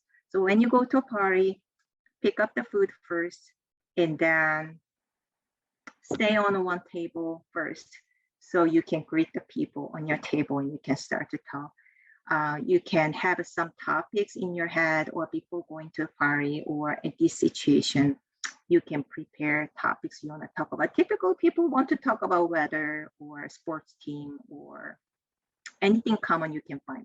If you like music, you can talk about those things, but it gives the tips. Eventually I learned the skills and I made a friend. So I am now comfortable. I'm extreme introvert, so still I'm not comfortable in any social situation, but I feel much better than that situation. So, so when you set these type of goals, now you see what type of things you need to look for. You want to be a little bit more specific. How you can improve your English in those kind of social situations, you should first maybe make a friend, or you need a people. So you need to talk more free talk, daily basis. You can practice. I like this example. I will be comfortable asking questions in lab meeting by July of 2022. As a scientist, asking questions in lab meeting is really, really important. And it also gives a good impression to your PI too, because you are engaged. Let's see whether it is specific enough. Yes, you are asking in a lab meeting, right? And then July 22, measurable. Yes, you can count how many questions you asked in a lab meeting. And then is it achievable? Yes, if you try, it is achievable and relevant. It's very relevant to your professional development and timely because you have a deadline. So this is a good language goal example. So I hope you can create some of this type of short-term and mid-term, long-term language goal today. Write down something and put up on your desk or in your computer and keep reminding yourself and start to think about how you can achieve this type of goal. So to get started, ask yourself, what skills do I need to achieve this? What information and knowledge do I need? What help, assistance, collaboration do I need? What resources do I need? What can block progress? Am I making any assumptions? Is there a better way of doing things? You can check these things. And general rules is, as I mentioned before, write your goals down. That's super important. And then put it on somewhere you can easily find yourself, right? And set deadlines. Deadline always drives us to achieve something. If it's not only about me, I think everyone loves deadline. And focus on tangible tasks rather than big goal. And if you need to, we all are very busy, and you are busy with your experiment and research and family life and everything. So start with a small achievable goal and identify specific things you plan to learn and you would like to learn, right? Use motivating positive language and thinking about or visualizing achieving your goal, and then maybe set the goal. If I achieve by that time, I want to treat myself something good, right? If you want to buy something for yourself, maybe you can put that one as a reward. And then when you achieve that one, you can do those things for yourself. If you're stuck, and seek help. Laura is always here, and all OIT staff members, your lab members would be so glad to help you in a way. So find someone you can get some support. And adjust your expectations, because things are not always going as we expect. So you don't need to sound like a native speaker. That's not our goal. When I arrived in the United States first, I thought, if I stay here 10 years, I will be like a native speaker. And then I always felt like miserable. I cannot speak. I cannot understand why other people cannot understand me, because I just arrived here. And if I will stay here for 10 years, I will be like a native speaker. It never happens. Our expectation is not like speaking, writing, reading like a native speaker. Our expectation is, I would say, feel comfortable, be confident, and achieve things what you want in your professional life and your personal life. I think that should be our expectation. And it will be good enough to have a good life, a good professional success. And while you're learning, not everything needs to be perfect. So don't think about perfection in this language goal. And learning is constant process. So you need to be more patient and persistent, and ask for feedback and help. So I always have people around me, and I ask them, if you find anything, any error, grammar error or pronunciation error, I would not feel hurt. Please correct me. So if you ask those, if you let your surrounding people like that, then if you are surrounded by some native speakers, they would be willing to help you. So here is our recommendation. So we want to introduce OIT Career Development Scorecard. While you are trying to learn what to be better at English, if you can also develop your career, that's even better, right? So we think this 5 area is really important to be a successful scientist. So among our activities for our trainees, we are recommending you participate in these type of activities. So for professional development, you can meet with the OIT career counselor one-on-one, attend ethics training. Career symposium has been done just in May, but there are lots of recording. You can watch it. You can attend the OIT career seminar. Leadership and management area, we also offer workplace dynamic series as part of a leadership development and diversity and inclusion workshop. In the teaching and mentoring area, you can volunteer to be a judge at a poster day. You can mentor summer student and begin a mentoring course, or take a scientist teaching science online course that is super popular. You have heard a lot of our wellness activity, and you are actually getting 2 emails every day. One is about the wellness event and stress management. The other one is career development, even all the others. So pay attention on those emails and see whether you have a time first, and then you want to participate in those activities. So attend one or more Becoming Resilient Scientist series workshop would be good.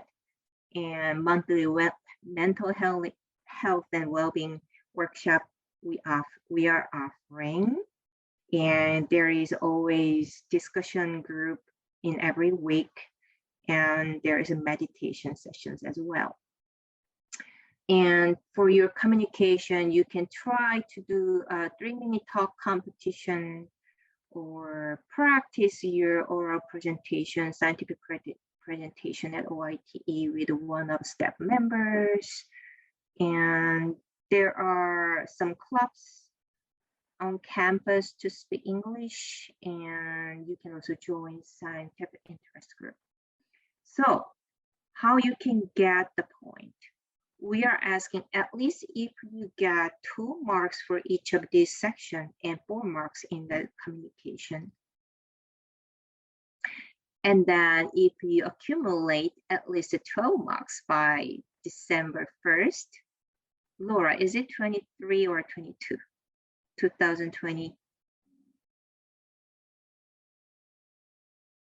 I think this should be. So it is 23. So you actually have like a year and a half about to do that. So it's normally a year from the time of the workshop, but you get a bonus. So it's about a year and a half. Good. So you have enough time. So some of tasks you can achieve very quickly. Some of tasks will take time. So you can set some short-term goal. You can set some monthly goal. You can set some long-term goal, and try to get this certificate. I think this will be also one of your achievement. So here is a detail what you can do. Yeah, and I just add that that doesn't mean you have to wait until then. Like you can, when you've completed these, you can email me anytime throughout that time course. That's true. So yeah, so I think we are giving you some clues on what you can do. So this use this opportunity to set your goals, and this will really guide you how to set your language activity around your research work and professional life. I want to introduce Becoming a Resilient Scientist series. We will start for our trainees in September. So please watch out for announcement, but also all schedule and registration links are uploaded. So you can click this link below and read description and attend it. I highly recommend this series of workshop. You will find yourself a lot deeper and better, and you will be amazed how to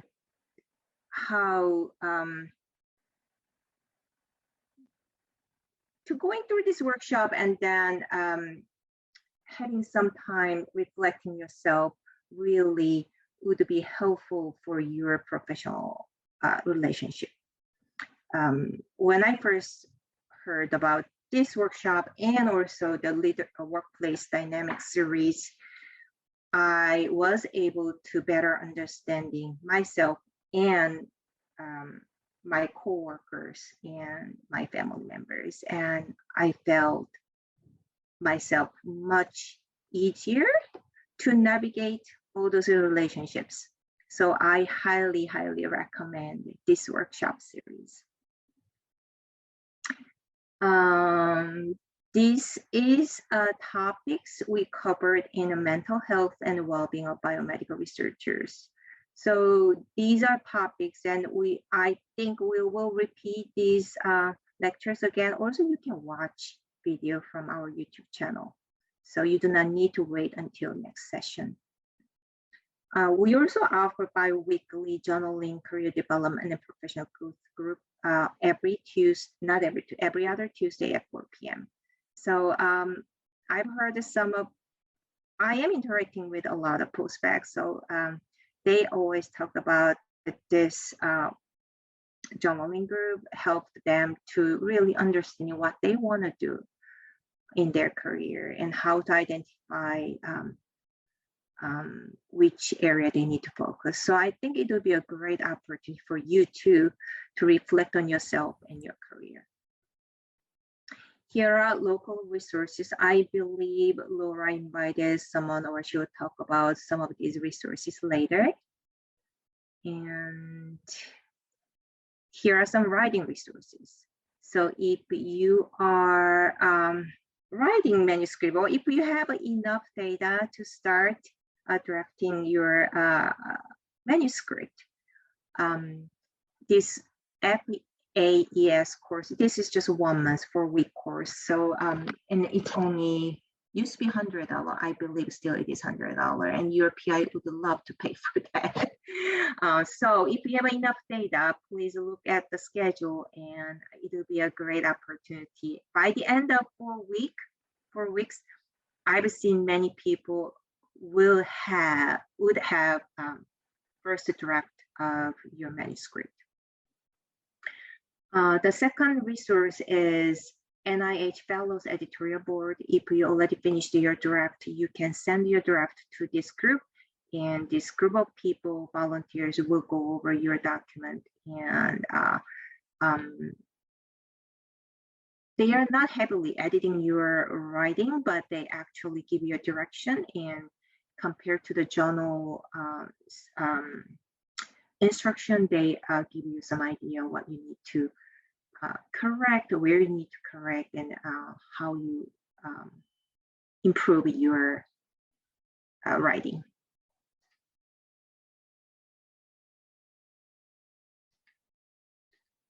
Okay, so these are all our resources.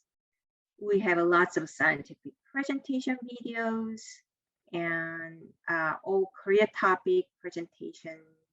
All those things you can find under our OIT YouTube channel. So when you Google OITE YouTube, you will be able to go to our channel. Now, we have over 7,000 subscribers. There are all kinds of videos, previous workshops, so you do not need to wait until that workshop happening next time. So find your topic, what you want to listen, and go there and listen whenever you have time. This will be a great resource for you. So I want to reiterate again, use the SMART goals and to set your goal. And I'm pretty sure that this worksheet is in your packet. And remember, when you are stuck or when you feel uncomfortable speaking in public, breathe, 1, 2, 3. Focus on one thing at a time. If you need to watch one person, like now I'm looking at Laura. When you are speaking in a conference, maybe you want to watch wall clock or audience member in the back, or your member or your friends, and then focus on one slide at a time, not thinking about all kinds of things, worrying those things happening at the same time. And be kind to yourself. It's okay. Sometimes you stumble. It's okay. Sometimes you forget what to say. But if you try, when you speak English, when you're stuck, if you try to breathe, slow down, then you will be able to get your confidence back and you can continue. This was my end of slide. If you have any questions, let me know. I do not know how long it took. I have 5 minutes. Yuan, you're perfect. You have 5 minutes. So yeah, if anyone has questions for Yuan, feel free to unmute yourself, type in the chat.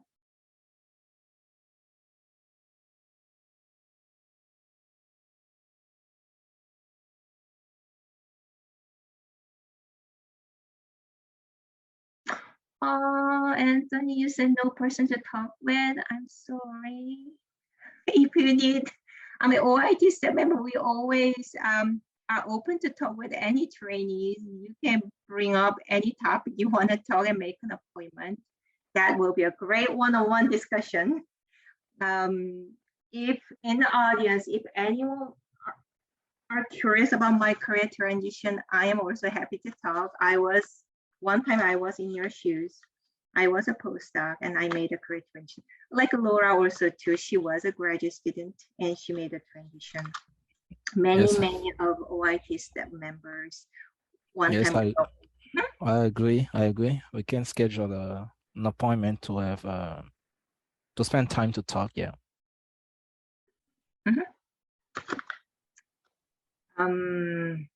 We are all scientists before, and we can totally understand you. So any topic, we would be happy to talk. Okay, I will try to find some moment. Some moment. I don't know if you can catch me. If I can have time, a free time for me and you can talk. Yeah. Send me an email. Okay, I will send you an email. Yeah, and along those lines, I mean, so in the next part, right after this, we're going to hear from some of those resources like the English Communications Club and International Friends, Visiting Fellows, which are great opportunities to get that practice. I also want to encourage all of you to find a partner, like Yewan talked about the goals. People are a big part of setting your and keeping your goals. And so find a partner from within the workshop, right? You don't have as much time in breakout rooms today as you will on the next 2 sessions. But when we have those kind of icebreaker activities at the beginning and we do the breakout rooms, don't hesitate to say, hey, could I exchange contact information with you? Maybe we could be accountability partners for improving our English. This is an opportunity to find those people as well. Yeah, that is, I think, a perfect comment because to practice your English, your partner doesn't need to be a native speaker, I would like to say. When I started my graduate school, especially in my group, there was no native speaker or just, there were Chinese, Japanese, Korean, all just arrived from foreign countries, but we had a great time. If someone else from outside were listening how we were talking about each other, they might laugh. But we had a great time, and then we feel more comfortable because in a way, every one of us were not speaking perfect English, so we could open a little bit more and better, actually practice our English. So you do not need to find native speaker to practice English. Anyone would be good. And your lab member would be really maybe, I think the first one to go to, but you also need to reach out to people outside of your lab. Sometimes you do not want to talk about science all the time. You want to talk about something different. If you have child, if that child goes to daycare or elementary school, you may meet some parents. You can arrange, oh, I forgot the word. My kid is already in high school, so play date, right? So when you arrange a play date, it is the perfect time. You can also have a chat with other parents as well. So use all those opportunities to expand your network and friendship.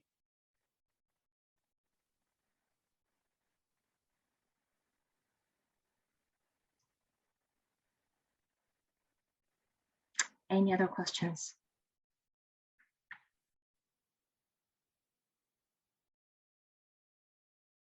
Again, I want to, maybe this is my last comment. As you can hear, I'm not speaking English perfectly, but I am quite proud of myself.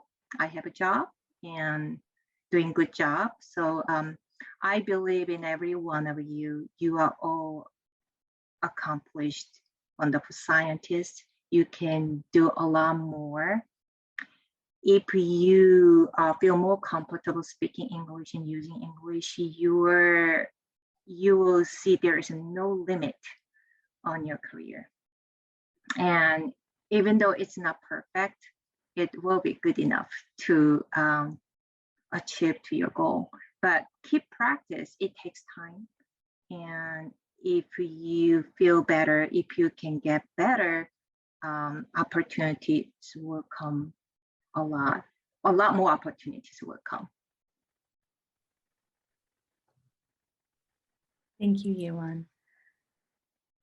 Thank you for being here and for your time and for sharing some of your personal stories. Okay, bye. I will leave my email address here, so if anyone wants to reach out to me.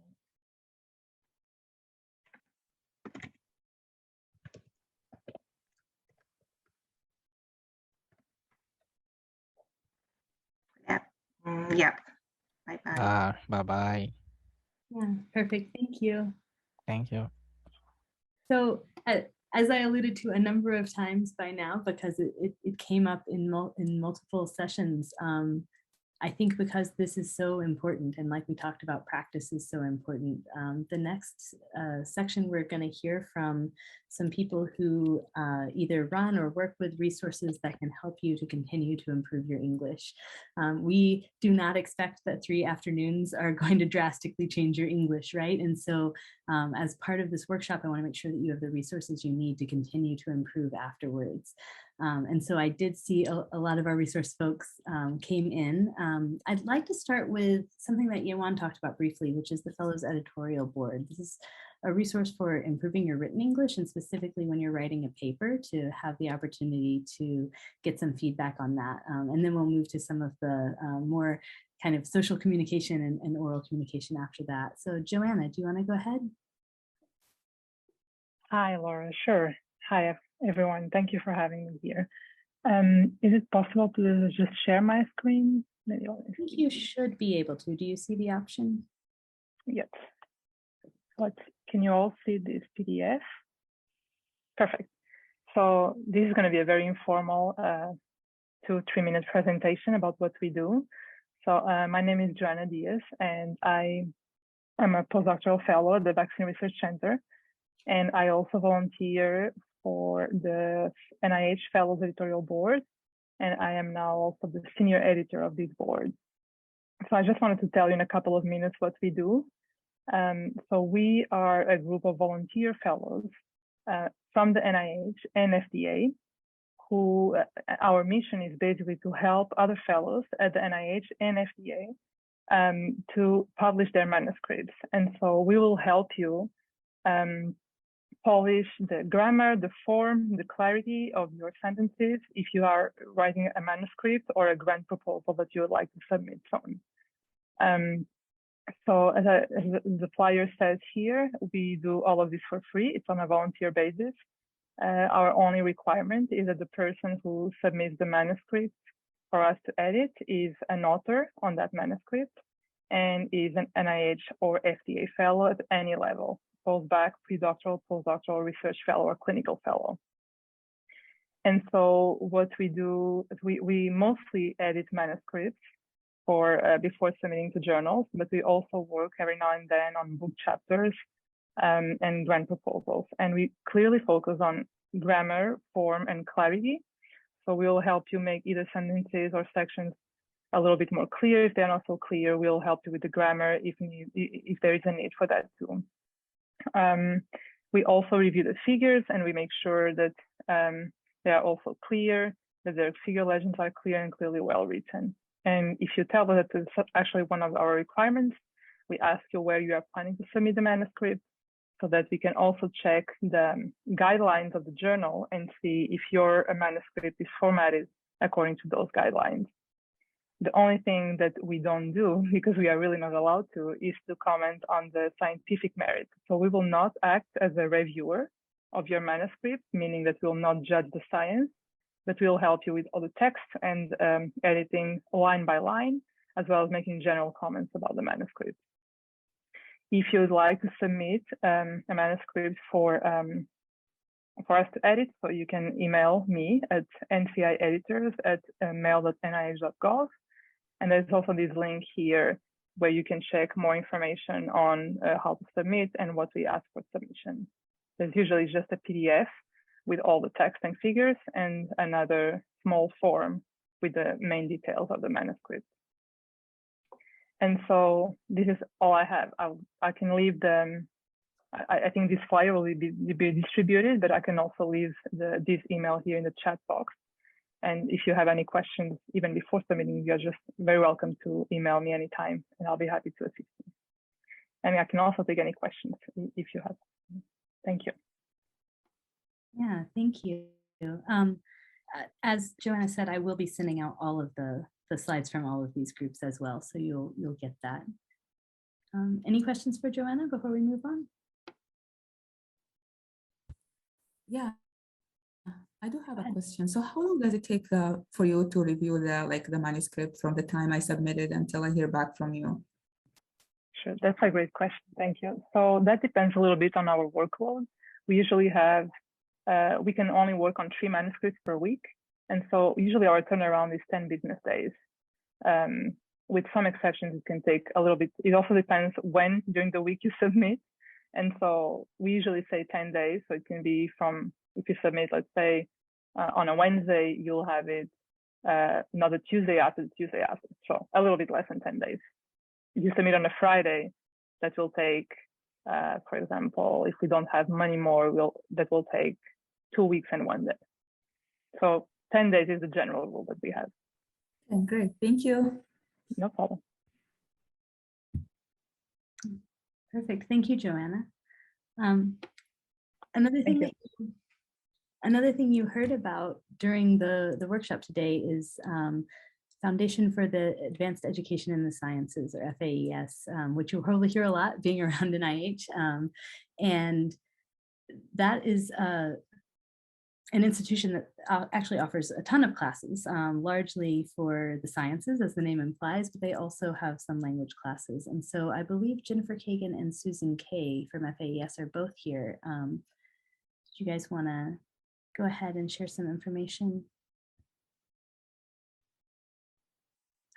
Perfect. Hi, everyone. Thank you, Laura, for having us here. And we always love participating in this event and getting the chance to speak with all of you. Can everybody see my screen in presentation mode? I do see your screen, but I see it with your notes. So like. Oh, okay. So try again. I tried to make it in. All right. Is that better? Yes. Perfect. Okay. Thank you. Glad I asked. So I'm here with Susan Kay today. She is the instructor for our FAES English courses. And as Laura said, we have many different types of courses with FAES, which you're all encouraged to take a look at. Everything from bioinformatics and data science to courses in immunology or whatever field you're interested in. We offer a whole host of micro-credentials in biomedical sciences and bioinformatics, and even in technology transfer. So a lot of different types of interests could be pursued through FAES courses.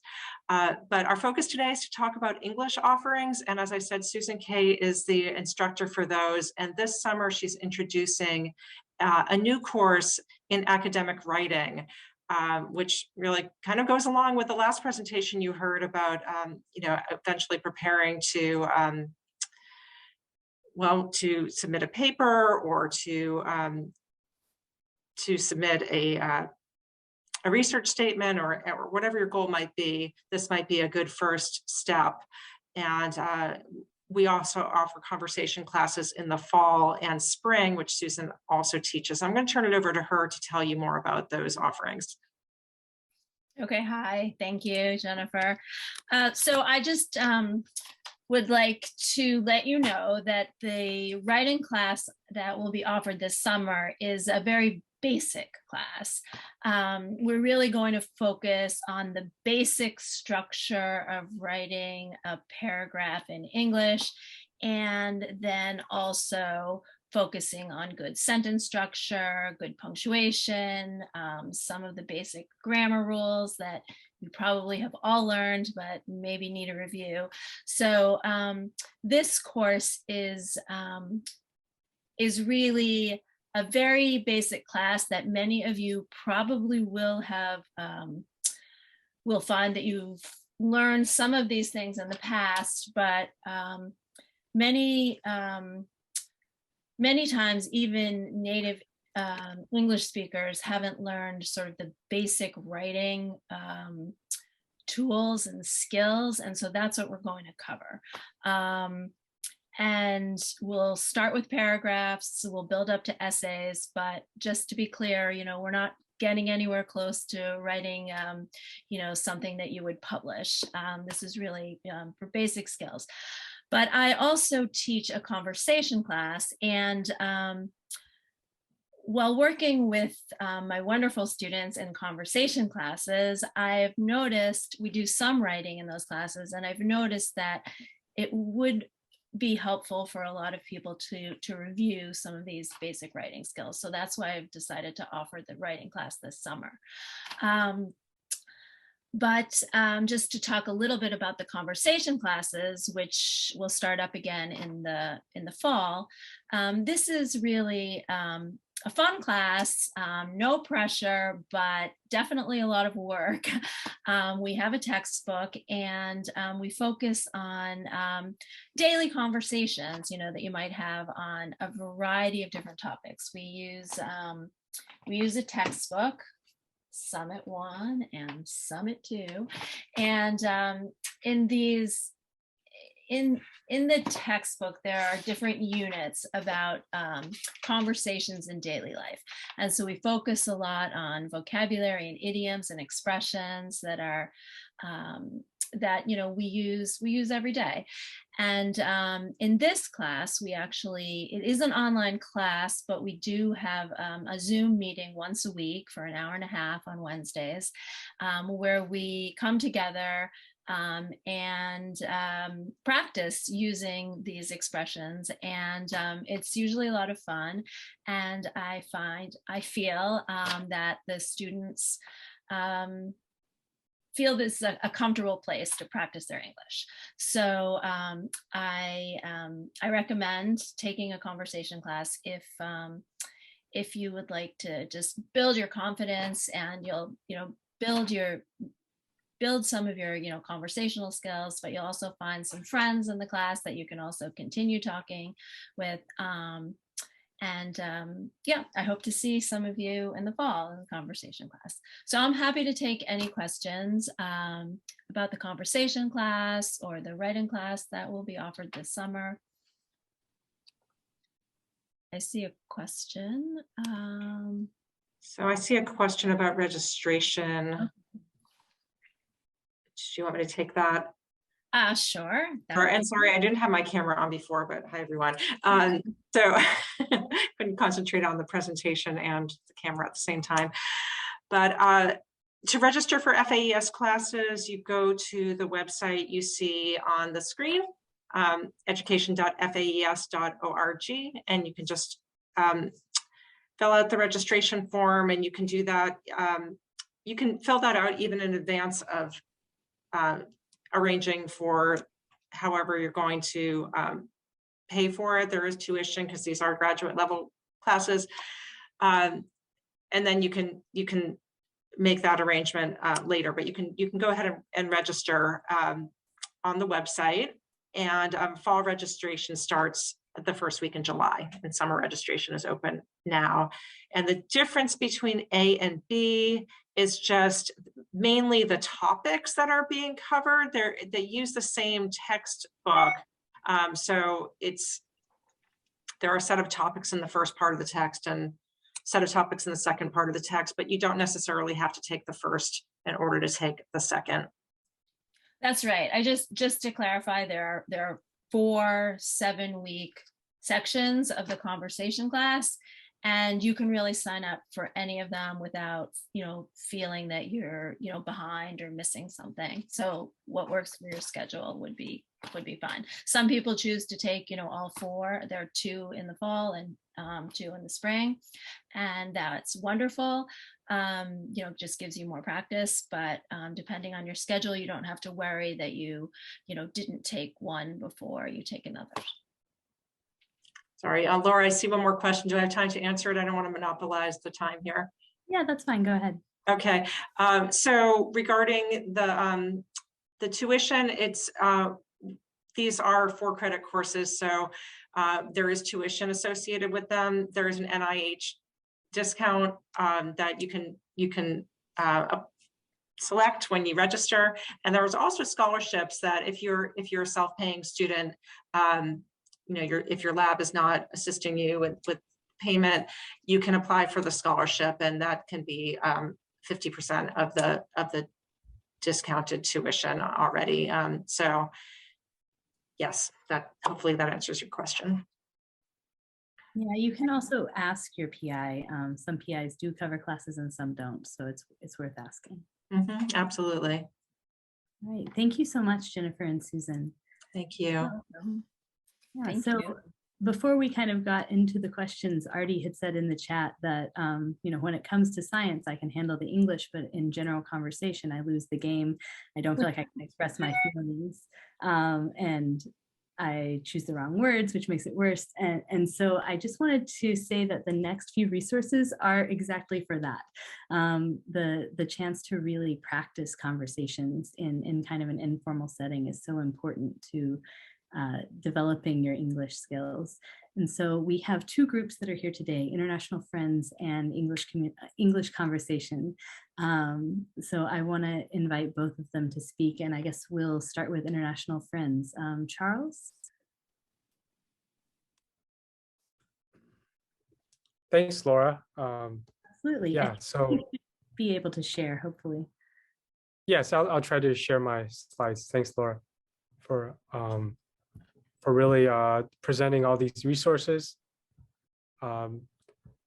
So my name is Charles, and I'm one of the leaders of International Friends. And let me just show this in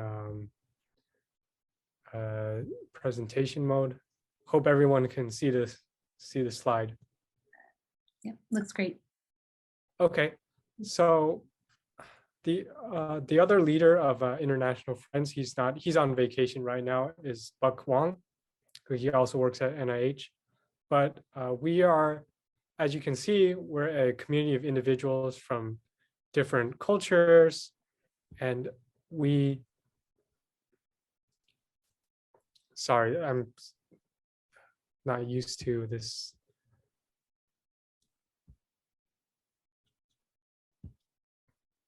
And we're here to just help you practice English. And we have a set of, how this works is that we have different discussion topics. And then we really want to build connections with the visiting scientists here. It's very interesting for us to learn about different cultures and to just share life together. So all NIH visiting fellows are welcome. So we initially started by meeting in person, but since the pandemic, we switched to an online format. But we're hoping to be able to resume the in-person meetings. At the same time, we have various, we also have some extra activities.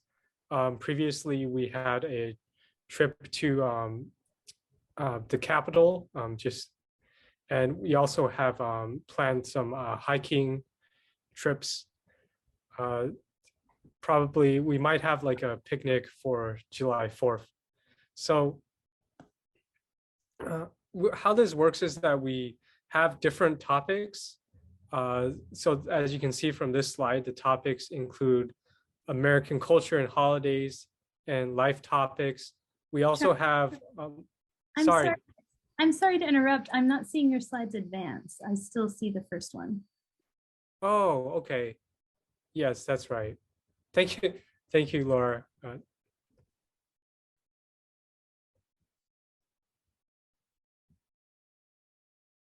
Okay, so does this say where do we, is it at the slide called where do we meet? I'm still on who are we? No, I think you have to push the slideshow button.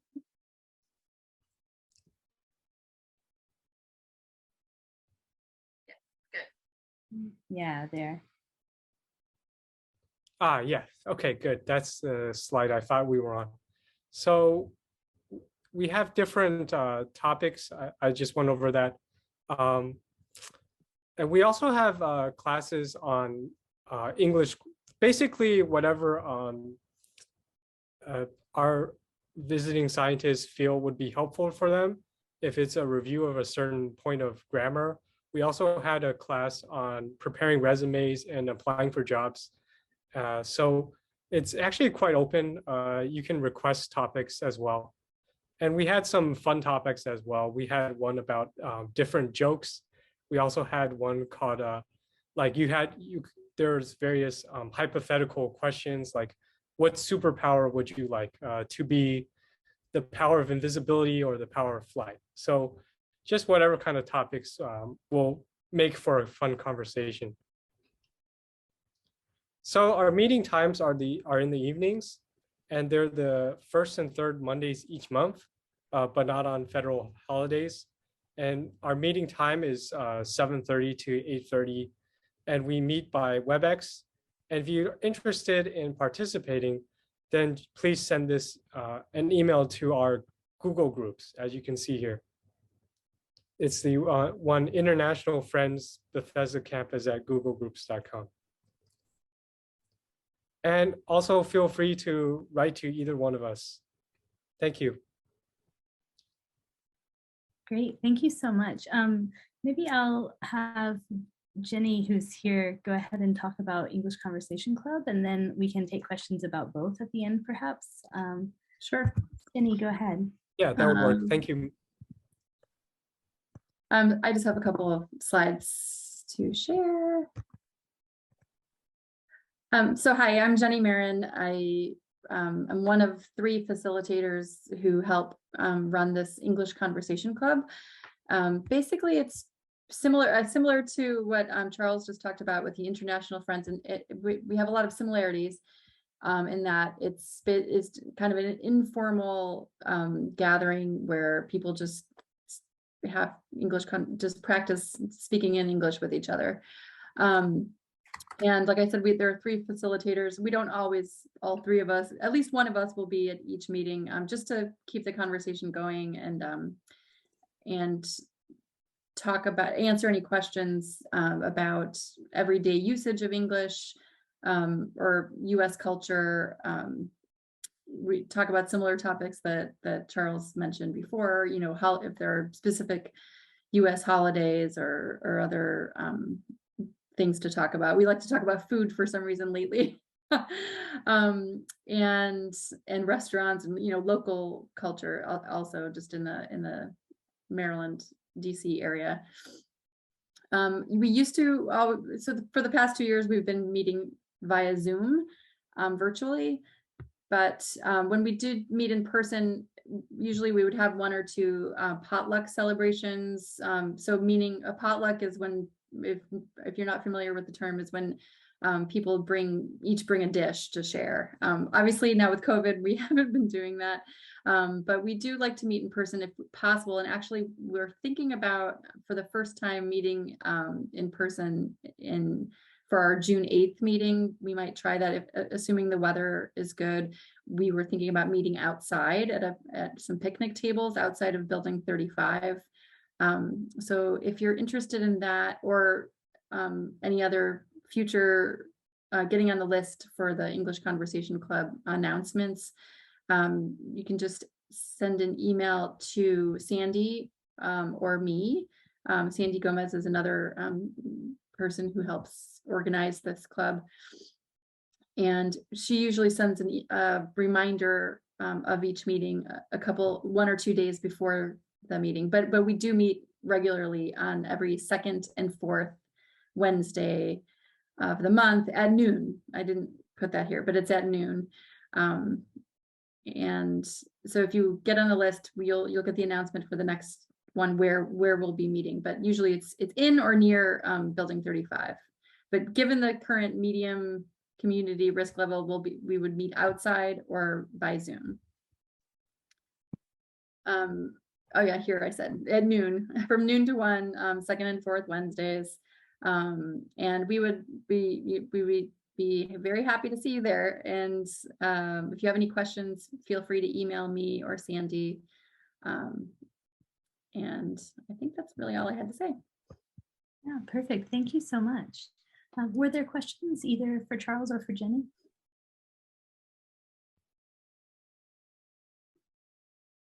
I saw a couple of people asking for the link, but I will send out all of the slides afterwards. Right. All right, great. Thank you, both of you. There's one more group that I want to give some time to, and that's the Visiting Fellows Committee. And this is something that you should all know about because while it's not explicitly a resource to help with your English, it is a great way to meet people and get plugged into events that are happening, all of which will help with your English as a side effect. So I want to hand it over to Harrison to talk about that. That's great, Laura. Thanks very much. So I think everyone can see and hear me okay? Good to go? Great. So again, my name is Harrison Daly. I'm one of the co-chairs of the Visiting Fellows Committee, along with Aditi, who's also in the chat. I just want to thank Laura for giving us the opportunity to tell you all what the VFC is about. So the Visiting Fellows Committee, it's an NIH committee, and it's composed of mostly postdocs who are visiting fellows from all around the world. And it's actually one of the subcommittees of the NIH Fellows Committee, otherwise known as FELCOM. So what we're about is we're really here to kind of serve the interest of visiting fellows in their transition to life at the NIH and eventually back home, and also trying to make while you're here, trying to make your experience worthwhile. So to delve into that a little bit deeper, here are some of the key things that we do. So as visiting fellows, we really face a unique set of circumstances and hurdles to get over. That's in addition to the high demands of biomedical research. And then also, if English isn't your first language, that can be a real snowball effect. It can be really, really difficult. So I'm just going to go through some of the goals of the Visiting Fellows Committee. So what we do is really want to help you to transition to life at the NIH and help you find community in the United States. We provide resources and brown bag webinars on topics relative to visiting fellows. We also want to connect you with other visiting fellows. We do this through social networking, hikes around the DMV. We're going to be starting up lunches on campus, on Bethesda campus in the next month or two. We also have other social events, which we're more than happy for all fellows, whether you're visiting or not, to attend. We also would like to help you maintain continuity in your career with our Science Voices from Home webinars. So our next webinar will be Sweden, which was ranked one of the seventh happiest country in the world. So if you ever thought about moving to Sweden, look out for that on our listserv, which we advertise soon. And then finally, we also want to address any concerns that visiting fellows have to FELCOM and NIH leadership. So this all sounds great, but what we really want to do is kind of show you our events, which can help you practice your English and get to know other fellows. So as I mentioned, we have social networking events, Fellows into the Wild. You can see top right-hand corner here, we did a cherry blossom walk a couple of years ago. We also went for a walk around the tidal basin, and we also have other social networking events. As I mentioned before, we have our Science Voices from Home. So next month is going to be Sweden. And our brown bag seminar for the month of June is going to be on June 16th. And that's going to be all about events and tourist attractions you can attend in the DC area. So you can keep an eye out for details about that coming up in the next week or two. So what we're going to do is kind of help you to stay in touch with us. So you'll probably hear me say this a couple of times as I close out my presentation, but the best way to kind of keep in touch with all these events is to subscribe to our listserv. Laura said she's going to share all these slides, so all you have to do is click on the link, click subscribe, and then you're in and you don't have to do anything else, and you'll get all our emails about our various events. You can also visit our website, which is listed here.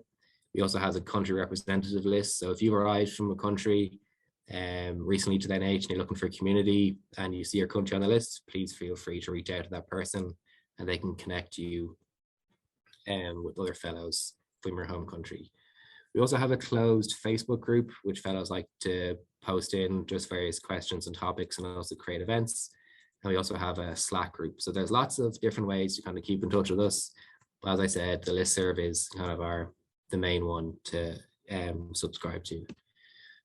So there are a number of VFC contacts. As I said, myself and Aditi are the co-chairs.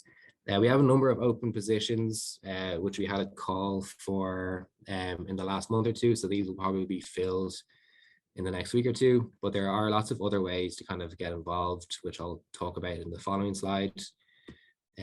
So as luck would have it, we have a social networking event this evening. So that's going to be at 6:30 p.m. this evening at Bethesda Streetery. We're going to meet outside Rock Bottom, and the address is here. And this is run by one of our social coordinators, Ivano.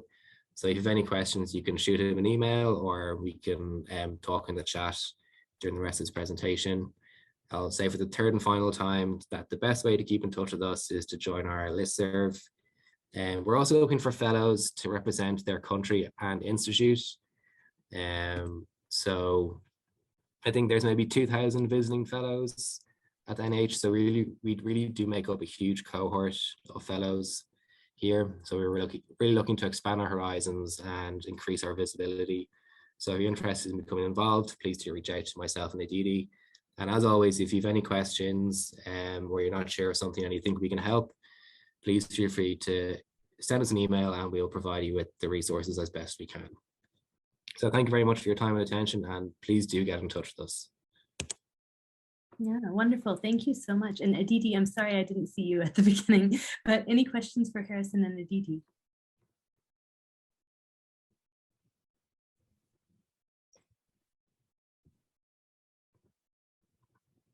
I'll post the listserv link in the chat. Thanks. Yeah, and Monica had a question about whether it's only the Bethesda campus. So my understanding was most of the in-person stuff is Bethesda, but some virtual events are still happening. We will have all the Science Voices from Home webinars, brown bag seminars, they're all online, and I think they're going to be online forevermore. We will have some social networking events online, and we will be trying to organize some hikes at the weekends. So if people are in the DMV region, they can feel free to attend that. But if you're in a field campus, please get in touch. And if there's anything we can do to help you out with regard to social activities, we'd be more than happy to hear from you.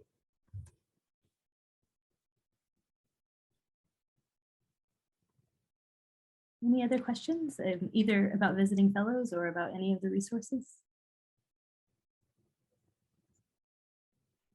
I echo what Harrison said. I would just like to make a point that since most of us here are visiting fellows, we are also open to ideas and suggestions, because essentially visiting fellows committee is for and by the visiting fellows. So if you have any suggestions or ideas how we can make this community more close-knit and how we can have fun together, everything else is welcome. So. Thank you. Yeah, that's actually, I think it's a great transition. If there aren't other questions, if there are, there is time. But if there aren't other questions, I wanted to kind of use the last few minutes to, again, highlight that you all are a resource for each other. And so what I'm going to do is just open some breakout rooms and give you the chance to talk to each other briefly. You can chat about anything, but if you want some conversation topics, you can also chat about what you hope to get out of this workshop, what brought you here. And this is a chance to get one or more of your peers that are in the workshop to potentially be an accountability partner, like we talked about, to be someone that you have to talk with and to practice with. So I'm going to go ahead and make those breakout rooms quickly. And resource folks, if you're still here, you'll get an invite. So it's up to you if you want to accept it or not. Let's see.